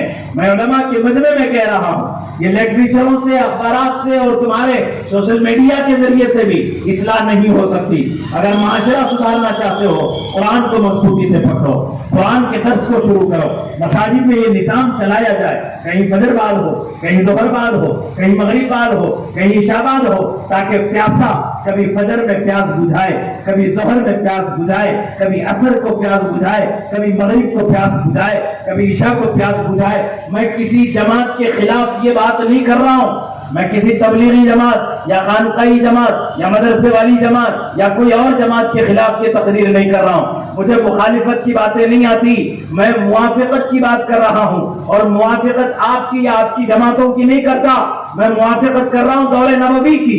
دور نبوی سے اگر موافق نہیں ہوئے کامیابی نہیں مل سکتی، اور دور نبوی سے موافق ہو گئے زمانہ آپ کا بال بھی باقا نہیں کر سکتا، زمانہ آپ کا بال بھی باقا نہیں کر سکتا۔ اللہ ہمیں اس کی سمجھ کی توفیق عطا فرمائے۔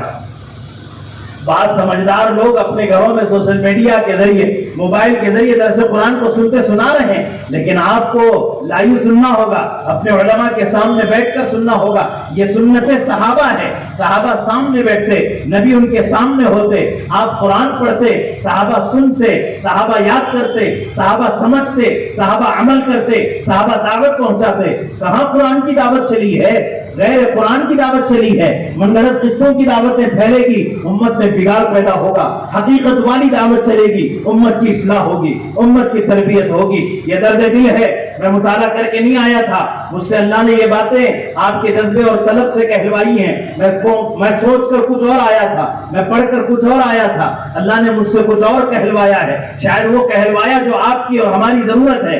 اللہ ہمیں اسے سمجھ کر عمل کی توفیق عطا فرمائے۔ کہیں گے آپ انشاءاللہ اپنی مساجد میں قرآن کا نظام شروع کریں، اپنی مساجد میں علم حدیث کا نظام شروع کریں۔ یہ ہوا تھا مسجد نبوی میں، اس لیے بگاڑ ختم ہوا تھا۔ میں بھی اپنے شہر میں چیخ کے چلا کے رہ گیا، نہ ماننے والوں نے نہ مانی، کوئی بات نہیں، لیکن ہم مانتے، ہم اپنی مسجد کے اندر الحمدللہ میری اپنی مسجد میں 3 مرتبہ قرآن مجید کی تفسیر کا دور 6 سال کے اعتبار سے مکمل ہوا، 4تھی مرتبہ الحمدللہ چل رہا ہے، 3 پارہ مکمل ہوا ہے، 4تھی مرتبہ دور چل رہا ہے۔ یہ میں اس لیے کہہ رہا ہوں تاکہ ہمارے علماء بھی تیار ہو جائیں اور ہمارا یہ مجمع بھی تیار ہو جائے۔ یہاں کی کمیٹی والے، اور مجھے بڑی خوشی ہوئی کہ مجھے پتا چلا یہاں بھی، اور کل 2 روز بعد جھڑگپا میں پروگرام ہے، وہاں کی بھی جمعیت علماء نے اور دعوت و تبلیغ کے حضرت مولانا تصدق صاحب دامت برکاتہم نے خود مجھ سے بات کرتے ہوئے فرمایا جمعیت علماء اور تبلیغی جماعت دونوں نے مل کر کے جلسے کو رکھا ہے، طبیعت خوش ہوئی، اور یہ وقت کی بہت بڑی ضرورت ہے، وقت کی سب سے بڑی ضرورت ہے مسلم تنظیمیں ایک جگہ آ جائیں،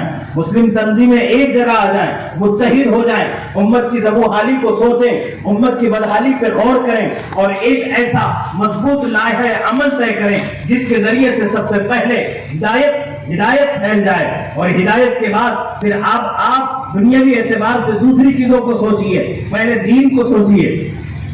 اگر دین کامیاب تو انشاءاللہ دنیا بھی کامیاب ہے۔ اللہ اس کی توفیق عطا فرمائے۔ اس تقریر کے بعد میں گزارش کروں گا شہر کے ذمہ داروں کو، اور بڑے بڑے شہروں میں معاملہ جلدی سے قابو میں نہیں آ سکتا، چھوٹے شہروں میں معاملہ قابو میں آ جاتا ہے جب سب جڑ جاتے ہیں، بیٹھتے ہیں، مذاکرہ کرتے ہیں، اور پھر مل کر کے درس قرآن کو شروع کیا جاتا ہے، الحمدللہ خیر کے دروازے کھل جاتے ہیں۔ اللہ اس کی توفیق عطا فرمائے۔ گھروں کے نظام کو بدلیں۔ جب آپ نے قرآن سے رشتہ جوڑا، علماء سے رشتہ جوڑا، دین سے رشتہ جوڑا، اب گھر میں دین ہے، بازار میں دین ہے، معاشرے میں دین ہے، مسجد میں دین ہے، اور آپ فنکشن ہال میں ہیں، وہاں بھی دین ہوگا، شادی میں دین ہوگا، جنازے میں دین ہوگا، جہاں جائیں گے وہاں انشاءاللہ دین ہی دین نظر آئے۔ اللہ اس کی توفیق عطا فرمائے۔ وہ گھر کی بے دینی باہر نکل جائے گی، وہ ساس بہو کے جھگڑے ختم ہو جائیں گے، وہ میاں بیوی کا اختلاف ختم ہو جائے گا، اب محبت کے رشتے جڑیں گے، وہ جذبات کی لاج رکھی جائے گی۔ نوجوان ہمارا غلط روش اختیار کر چکا ہے، ناجائز راستوں پہ جا رہا ہے، لو بیفور میرج کا شکار ہو چکا ہے، شادی سے پہلے لو اور عاشقی اور محبت کے کھیل کھیل رہا ہے۔ آپ کے جذبات ہیں، یہ جوانی کے جذبات کا ازالہ شریعت مطہرہ نہیں کرتی، شریعت ازالہ نہیں کرتی، شریعت امالہ کرتی ہے. شریعت یہ کہتی ہے کہ آپ کے جوانی کے جذبات کی ہم لاج رکھتے ہیں. نبی اکرم نے صلی اللہ علیہ وسلم فرمایا من استطاع منکم الباءۃ فلیتزوج، اگر کوئی جوان نکاح کی طاقت رکھتا ہے فوراً نکاح کر لے. آنکھیں نیچے ہوں گی، کسی کی ماں بہن سے نہیں لڑیں گی، کسی پہ جا کر بدنظری نہیں کرے گا، گناہ کا شکار نہیں ہوگا. اور جب نکاح کرے گا اب تیرے جذبات کی لاج رکھی شریعت نے. آپ بیڈ روم میں اپنی بیوی سے کھل کے محبت کر لے، اور محبت بھی میرے نبی نے سکھلائی ہے. امی عائشہ صدیقہ رضی اللہ تعالی عنہا فرماتی ہیں حضور پاک علیہ السلام گھر میں تشریف لائے، میں کھانا کھا رہی تھی، میرے ہاتھ میں ہڈی تھی، میں ہڈی چوس رہی تھی. سنیے یہ میرے نبی کا پیغام ہے، میرے نبی کا عمل ہے. میں ہڈی چوس رہی تھی، حضور پاک علیہ السلام نے فرمایا عائشہ کیا کر رہی ہوں؟ کہ ہڈی کھا رہی ہوں. حضور پاک نے فرمایا ہمیں نہیں کھلاؤ گی، ہمیں نہیں کھلاؤ گی. تو حضور کے حوالے کر دیا. آپ نے فرمایا عائشہ تو کہاں منہ رکھ کر ہڈی چوس رہی تھی؟ میں بھی وہی منہ رکھ کر ہڈی چوسوں کا. آپ نے محبت کا پیغام سکھایا. اگر یہ خدا نہ خواستہ بے حیائی ہوتی امام بخاری اس کو نقل نہیں کرتے. اگر کر دی ہے امام بخاری نے نقل تو پھر الزام لگاؤ کہ بخاری بے حیا ہے. نعوذ باللہ من ذالک. نبی اکرم کا عمل ہے. امام بخاری بعد میں نقل کر رہا ہے. امام بخاری جس سے نقل کر رہا ہے وہ کائنات کی سب سے پاکیزہ خاتون ہے، جس کی پاکیزگی پر اللہ نے 11 آیات قرآن کریم میں نازل فرمائی ہیں. واقع عفق پر آیات اتری. سورۃ النور میں اللہ نے اس کے نور اور اس کی پاکیزگی کی دلیل دی ہے اور اس پر سند نازل فرمائی ہے. وہ زوجہ مطہرہ رسول اللہ صلی اللہ علیہ وسلم کی، رسول اللہ کی اس عمل کو پیش فرماتی ہیں. آپ بتانا چاہتے ہیں، حضور پاک علیہ السلام چاہتے تو اس عمل کو چھپا سکتے تھے، لیکن آپ نے کھل کر امی عائشہ کے ساتھ یہ برتاؤ کیا تعلیماً لامتی ہی. امام بخاری کی شرح میں ابن حجر لکھتے ہیں اللہ کے نبی نے امت کو سکھانے کے لیے ایسا کیا کہ محبت کرو، کھل کے کرو. جس عورت سے تم کرنا چاہتے ہو کھل کے کرو، مگر شرط یہ ہے کہ وہ تمہاری زوجہ ہونی چاہیے، وہ تمہاری بیوی ہونی چاہیے. بیوی کے علاوہ سے محبت نہیں، عاشقی ان سے لڑانے کی ضرورت نہیں. یہ بے حیائی ہے، یہ ہلاکت ہے، یہ تمہاری بربادی ہے، اور یہ تمہیں دنیا اور آخرت کے اندر خسارہ اور گھاٹے میں پہنچانے والی عاشقی ہے. اس سے تم بھی اور تمہاری نسلیں برباد ہو جائیں گی. اس سے زنا کی اولادیں پیدا ہوں گی، معاشرہ بگڑ جائے گا، معاشرے میں بدماش پیدا ہوں گے، معاشرے میں جھوٹے اور دھوکے باز پیدا ہوں گے، ناجائز محبتیں ہوں گی، ناجائز اولادیں وجود میں آئیں گی. جب ناجائز اولادیں وجود میں آئیں گی تو تمہارے معاشرے کے ہر ٹھیے پر، تمہارے معاشرے کے ہر ٹھکانے پر ناجائز کام ہوں گے. پھر کیا مسجد، پھر کیا بازار، ہر جگہ تمہیں ایسے ہی لوگ نظر آئیں گے. اور اگر تم نے بیوی سے جائز محبت کی، الحمدللہ جائز اور پاکیزہ محبت بھری اولاد وجود میں آئے گی، جس کے دل میں امت کا درد ہوگا، جس کے دل میں علماء کی محبت ہوگی، جس کے پاس عقیدت ہوگی، اور پھر ان کے ذریعے ہر جائز عمل وجود میں آئے گا. معاشرے کا پھر کوئی ٹھکانہ ہو، کیا مسجد ہو کیا بازار، ہر جگہ خیر ہی خیر نظر آئے گا. اللہ امت کو اس کی بھی سمجھ عطا فرمائے. یہ معاشرے کے بگاڑ کو ختم کرنے کا طریقہ ہے. رسول اللہ صلی اللہ علیہ وسلم اور قرآن کریم نے ہماری صاف طور پر رہبری فرمائی ہے. ہم اس کو مضبوطی کے ساتھ تھام لیں. معاشرے کا ایک بگاڑ یہ ہے کہ مالدار آدمی اپنے مال کے نشے میں مست ہے، اپنے بنگلے میں مست ہے، اپنے کھانے پینے میں مست ہے، اسے غریبوں کی پرواہ نہیں ہے، اور نام تو بزرگوں کا لیتا ہے. آؤ تو بزرگوں میں سے ایک بزرگ کا نام لیتے ہوئے سنا دوں. خواجہ نظام الدین اولیاء رحمۃ اللہ تعالی علیہ. خواجہ نظام الدین اولیاء رحمۃ اللہ علیہ ساری زندگی اکثر بھوکا رہا کرتے تھے. آپ کے خادم تھے امیر خسرو، آپ کے دوسرے خادم تھے خواجہ عبد الرحیم. ان دو بندوں کے علاوہ خواجہ نظام الدین اولیاء سلطان الاولیاء کے نام سے آپ جانے جاتے ہیں. ولیوں کے بادشاہ خواجہ نظام الدین اولیاء. ان کے کمرے میں کیا راز تھا اس کو چھپاتے تھے. 2 خادموں کے سوا کوئی اندر جا نہیں پاتا تھا. یہ خواجہ عبد الرحیم فرماتے ہیں میں حجرے میں گیا تو کیا دیکھتا ہوں کہ سحر میں کئی دنوں کے فاقے کے بعد پھر روزہ رکھا خواجہ صاحب نے، اور سحر میں 2 لقمے کھائے. 2 لقمے سے اوپر تیسرا نہیں کھایا. خواجہ صاحب درد کے مارے اپنے شیخ کی محبت میں ڈوب کر فرمایا حضرت 2 لقمے اور کھا لیجیے، 3 دن سے آپ کو فاقہ ہے، بھوک ہے، پیٹ میں درد ہو جائے گا، کمزور ہو جائیں گے، آپ گر جائیں گے چکرا کر. خواجہ صاحب نے جواب میں فرمایا عبد الرحیم تو کیا سمجھتا ہے، مجھے بھوک نہیں لگتی، میں بھی کھانا چاہتا ہوں. मुझे भी भूख लगती है, मगर दिल्ली के फुटपाथ पे सोने वाले गरीबों का ख्याल आता है, लुक़मा रुक जाता है। फुटपाथ पे सोने वाले गरीबों का ख्याल आता है, लुक़मा रुक जाता है। सगे भाई का ख्याल नहीं आता, उन्हें फुटपाथ के गरीबों का आता है। सगी बहन का हमें ख्याल नहीं आता, हमें भतीजों भांजों का ख्याल नहीं आता। ज़कात मांगते फिरने वाले अपने बाप के जने सगे भाई का ख्याल हमें नहीं आता। और यहाँ खाजा फुटपाथ पे सोने वाले लोगों का ख्याल करके तड़पते हैं। वो अल्लाह वालों के नाम की रट लगाने वालों, वो वलियों की मोहब्बत के नारे भरने वालों, वो अल्लाह वालों से अपने रिश्ते जोड़ने वालों और इल्म और उलमा से अपने आप का ताल्लुक, दीन और दावत से अपने रिश्ते जोड़ने वालों, थोड़ा रिश्तों को जोड़ने का काम करो, रिश्तों को जोड़ने का काम करो। देखो घर में गरीब पड़े हैं, देखो खानदान में रिश्तेदारों में बड़े गरीब हैं, उनके भी फाके हैं, उनकी गरीबी है। और अगर तुम ये कर सको, अगर ये तुम कर सको तो सुन लो, नबी का ये पैगाम है, नबी का अमली पैगाम है। अगर आप ये करो तो जमाना आपका कुछ भी नहीं बिगाड़ सकता। हुज़ूर पाक अलैहिस्सलाम पे पहली वही नाजिल हुई, आप घबराए हुए अम्मा खदीजा के घर आए और आपने कहा ज़म्मिलूनी, कंबल उड़ा दे। तफसीली वाक़ियात है, तफसीली वाक़िया है, मैं मुख्तसर जिक्र कर रहा हूँ। ज़म्मिलूनी, कंबल उड़ा दो। जब कंबल उड़ाई गई, अम्मा खदीजतुल कुबरा ने कुछ इफाका हुआ तो पूछा, या रसूल अल्लाह मालक, क्या हुआ, क्या हो गया आपके साथ? वरना एक फरिश्ता आया था और उसने मेरे साथ ऐसा ऐसा किया, मुझे डर लग रहा है। ये फरमाया, मुझे डर लग रहा है कहीं मैं ज़ाये ना हो जाऊं, कहीं मुझे नुकसान ना हो जाए, कहीं मैं बीमार ना हो जाऊं, मैं कहीं बर्बाद ना हो जाऊं। दुनिया के अल्फाज में कह रहा हूं, हुजूर के अल्फाज ये नहीं थे, कहीं मैं ज़ाये ना हो जाऊं। जब आपने ये कहा तो सुनो, तसल्ली के लिए अम्मा खदीजतुल कुबरा ने पहले वो कलिमात कहे जिन कलिमात का हुजूर फरमाते हैं, मैं दुनिया में तो क्या आखिरत में भी इसका बदला खदीजा को नहीं चुका सकता, इसका बदला तो अल्लाह ही देंगे। क्या थे तसल्ली के कलिमात? अब सुनो, अम्मा खदीजतुल कुबरा फरमाती हैं, वल्लाहि ला युखज़ीका अल्लाहु अबदा। ये है जमीयत उलमा का प्लेटफॉर्म, ये है जमीयत उलमा का प्लेटफॉर्म, ये है उलमा के काम। वल्लाहि ला युखज़ीका अल्लाहु अबदा। मुहम्मद, आप क्यों घबरा रहे हैं? खुदा की कसम, अल्लाह आपको कभी बर्बाद नहीं कर सकता। क्यों? इन्नका लतसिलुर रहम, आप तो रिश्ते जोड़ते हैं, आप तो सिला रहमी करते हैं। तुसिबुल मादूम तुईनु अला नवाइबिल हक तुक़रिज़ ज़ईफ़, आपकी शान निराली है। आप अभी नबी नहीं बने थे, नबी बनने से पहले आपके आली अखलाक हजरत खदीजा गिना रही हैं। और जिनमें ये आली अखलाक है, सुनो, खानदानों में वो बर्बाद नहीं होंगे, सोसाइटी में वो बर्बाद नहीं होंगे, दुनिया में वो कभी बर्बाद नहीं हो सकते। कौन लोग हैं? वल्लाहि ला युखज़ीका अल्लाहु अबदा, इन्नका लतसिलुर रहम तहमिलुल कल तुक्सिबुल मादूम तुईनु अला नवाइबिल हक तुक़रिज़ ज़ईफ़। हुज़ूर पाक अलैहिस्सलाम की आला सिफात पर तकरीर फरमाई हजरत खदीजा ने।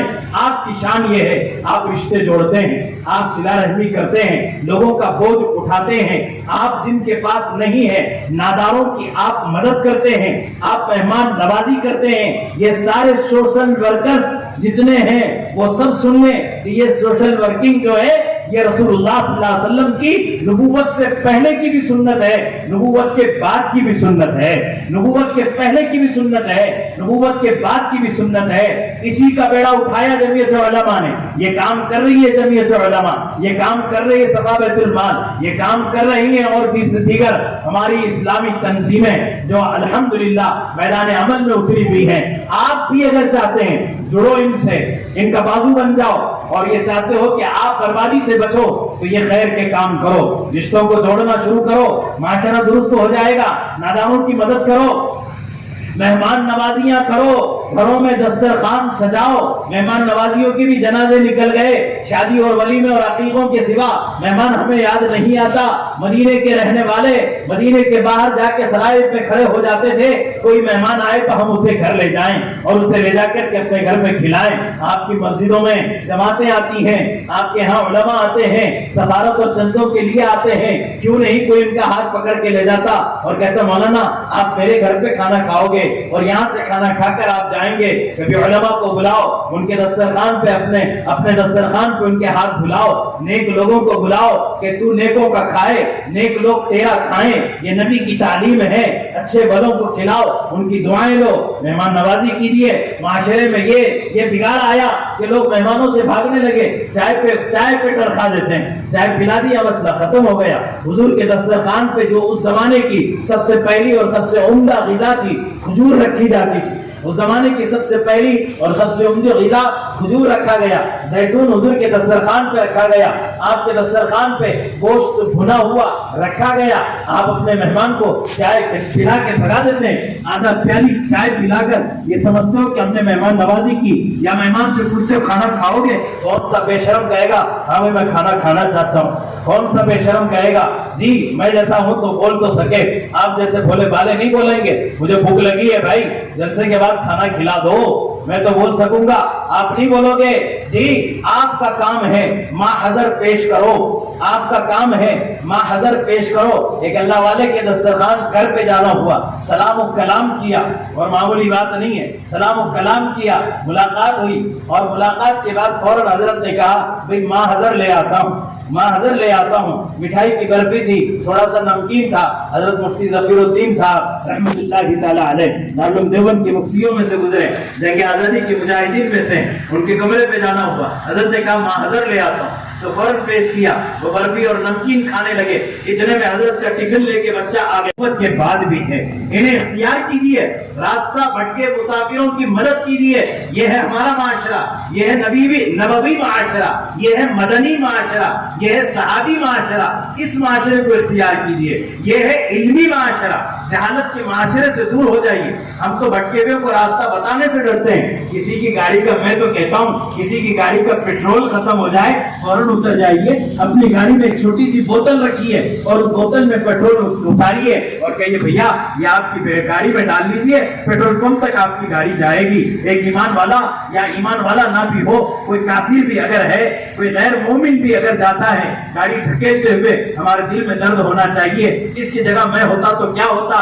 ایک بوتل رکھ لیجئے، اس میں پیٹرول ڈال لیجئے، کہیے آپ اپنی گاڑی میں پیٹرول ڈالیے۔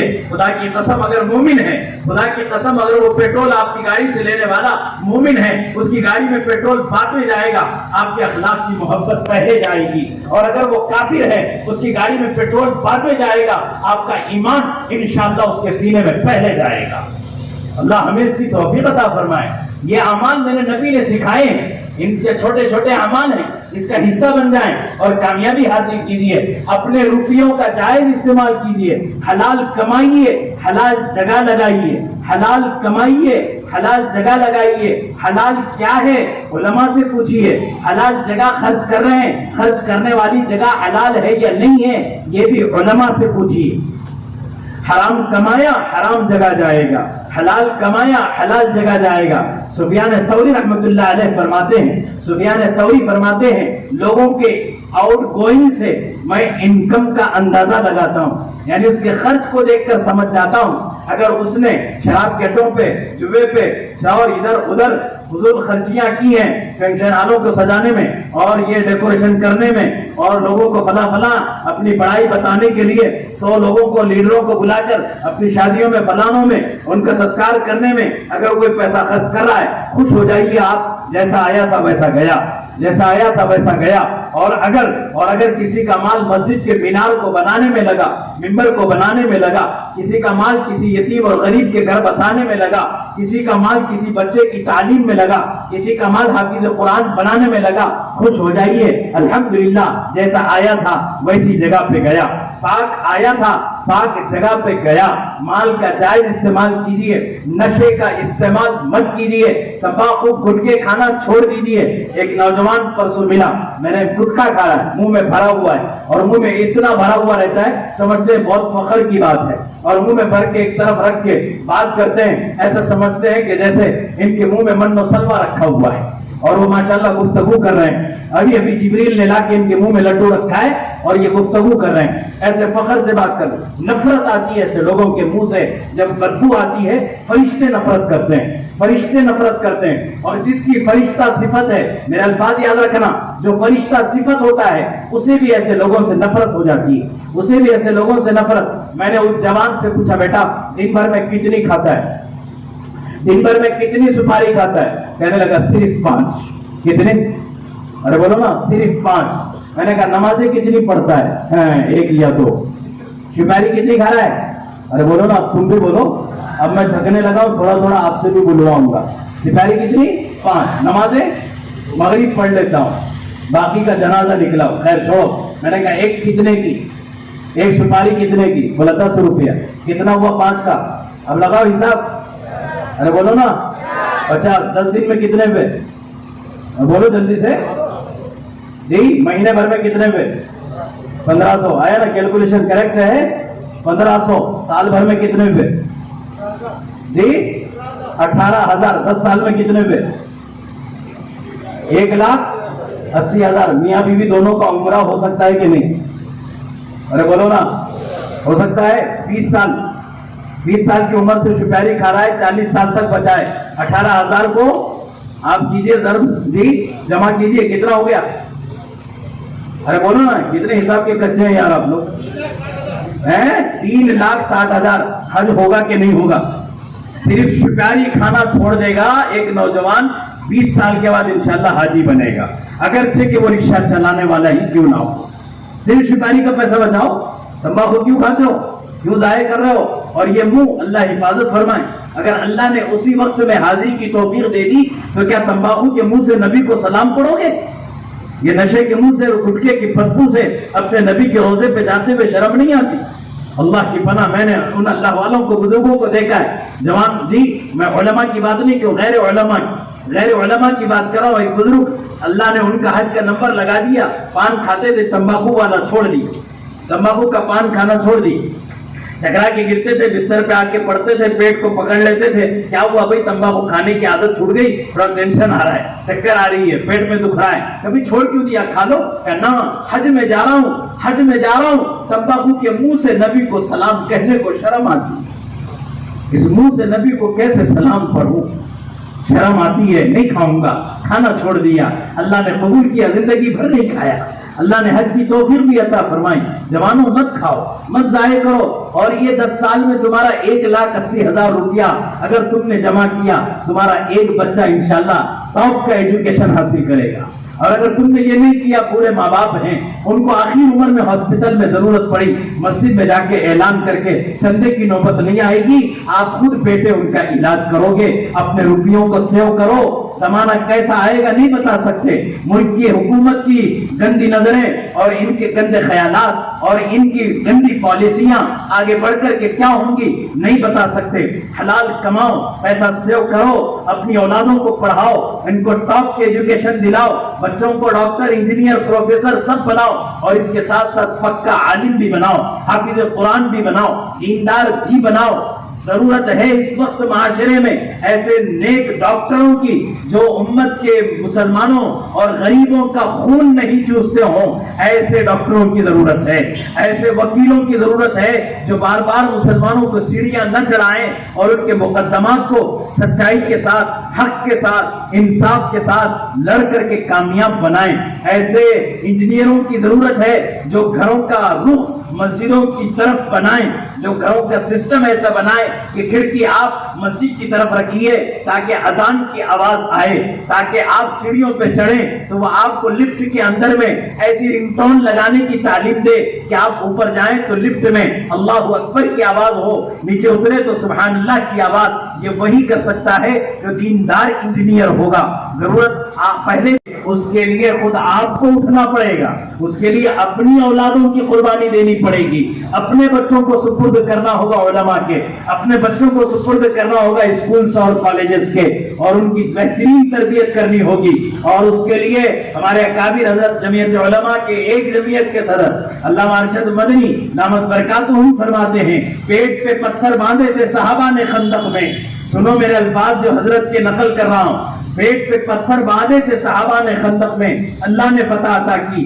अगर तुम चाहते हो कि मुल्क का मुस्तकबल कामयाब हो, आपके बच्चों का मुस्तकबल कामयाब हो, खाना कम करो, पेट को पत्थर बांधो, पैसा बचाओ, अपनी औलाद को पढ़ाओ, पैसा बचाओ, अपनी औलाद को पढ़ाओ। दूसरी जमीयत के सदर हज़रत मौलाना महमूद मदनी ने अभी जमीयत की कॉन्फ्रेंस जब हुई तो वहां फरमाया कि सिर्फ अगले 10 साल में, अभी इस वक्त 3 वक्त का खाते हो, 2 वक्त का खाओ, 2 वक्त का खाते हो, 1 वक्त का खाओ, पैसा बचाओ, औलाद को पढ़ाओ। इंशाअल्लाह अगले 10 साल के बाद मुल्क में तुम रहोगे इंशाअल्लाह। कलंदर हर्ज गोयत दीदा गोयत, कलंदर जो भी कहता है जमाने के हालात देख कर कहता है। ये बात अल्लामा मुफक्किर इस्लाम सैयद अबुल हसन अली मियां नदवी नव्वरल्लाहु मरकदहू ने 50 साल पहले कही थी। उस वक्त लोगों ने कान नहीं उठाए थे, उस वक्त लोगों ने बात नहीं धरी, अमल न किया, आज पछता रहे हैं। आज पुलिस उनका, कलेक्टर उनका, फलाना उनका, उन्होंने ऐसे ही नहीं बनाया। जाकर देखो उनके घरों के हालात, उनके बंगले छोटे हैं, उनके घरों में चूल्हे जल्दी नहीं जलते, वो अपने चौचले नहीं करते, वो ख्वाहिशात के खाने नहीं खाते, वो कुर्बानियां देते हैं, वो पैसा बचाते हैं, वो सेव करते हैं, उनके अंदर मारवाड़ी पना है।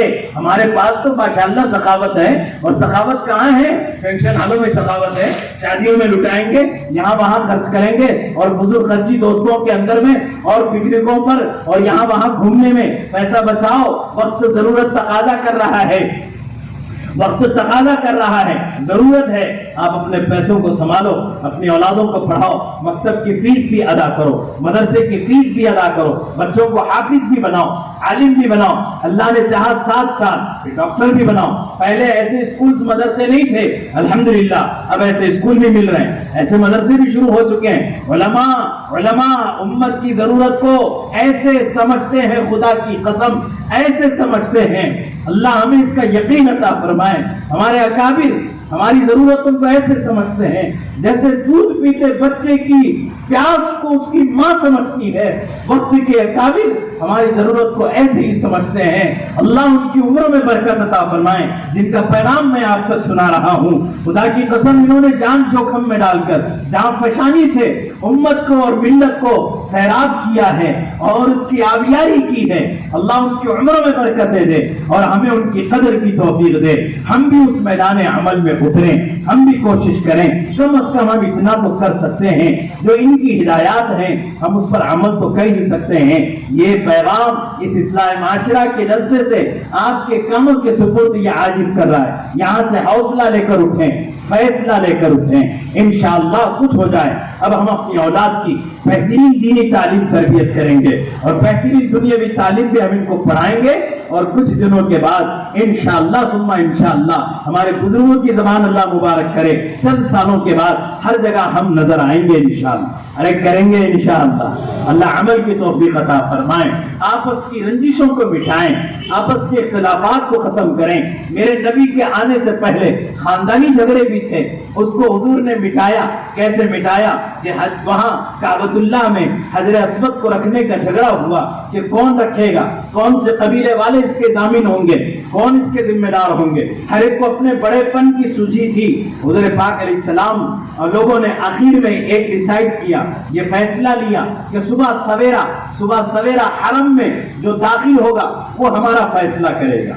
सुबह सवेरा जो हरम में दाखिल होगा वो हमारा फैसला करेगा। सुनो, झगड़े होते हैं, कबीलों के झगड़े, खानदान के झगड़े, कमेटियों के झगड़े, सारे कमेटी मिलके क्या करो, एक को अपना जिम्मेदार बनाओ। बस्ती के किसी एक समझदार को, अगरचे कि वो आलिम हो, उसको बनाओ। और अगर आपको आलिम हजम नहीं होता, क्यों, तो हर एक का हाजमा, सबका हाजमा मजबूत नहीं होता। अगर आपको आलिम हजम नहीं होता तो गैर आलिम में कोई तालीम याफ्ता, कोई समझदार आपको हजम होता है तो आप उसको लीजिए, उसको जिम्मेदार बनाइए। वो हमारी तंजीमों का जिम्मेदार जो कहेगा हम सब मिलके चलेंगे। अरब के जाहिल जब ये कर सकते हैं, तुम तो कर्नाटक के पढ़े लिखे हो, अरब के जाहिल जब ये कर सकते हैं तुम भी तो कर सकते हो। उन्होंने कहा जो सुबह सवेरा आएगा वो हमारा फैसला करेगा। आता कौन है? वो जिसके लिए कायनात सजाई गई, मोहम्मद रसूलुल्लाह सल्लल्लाहु अलैहि वसल्लम सबसे पहले दाखिल हुए। जब आप आए तो मक्के वालों ने कहा हम में झगड़ा हुआ है और फैसला ये हुआ है कि जो सबसे पहले हरम में आएगा वो हमारा फैसला करेगा कि हजर अस्वद को काबतुल्लाह के अंदर कौन रखेगा।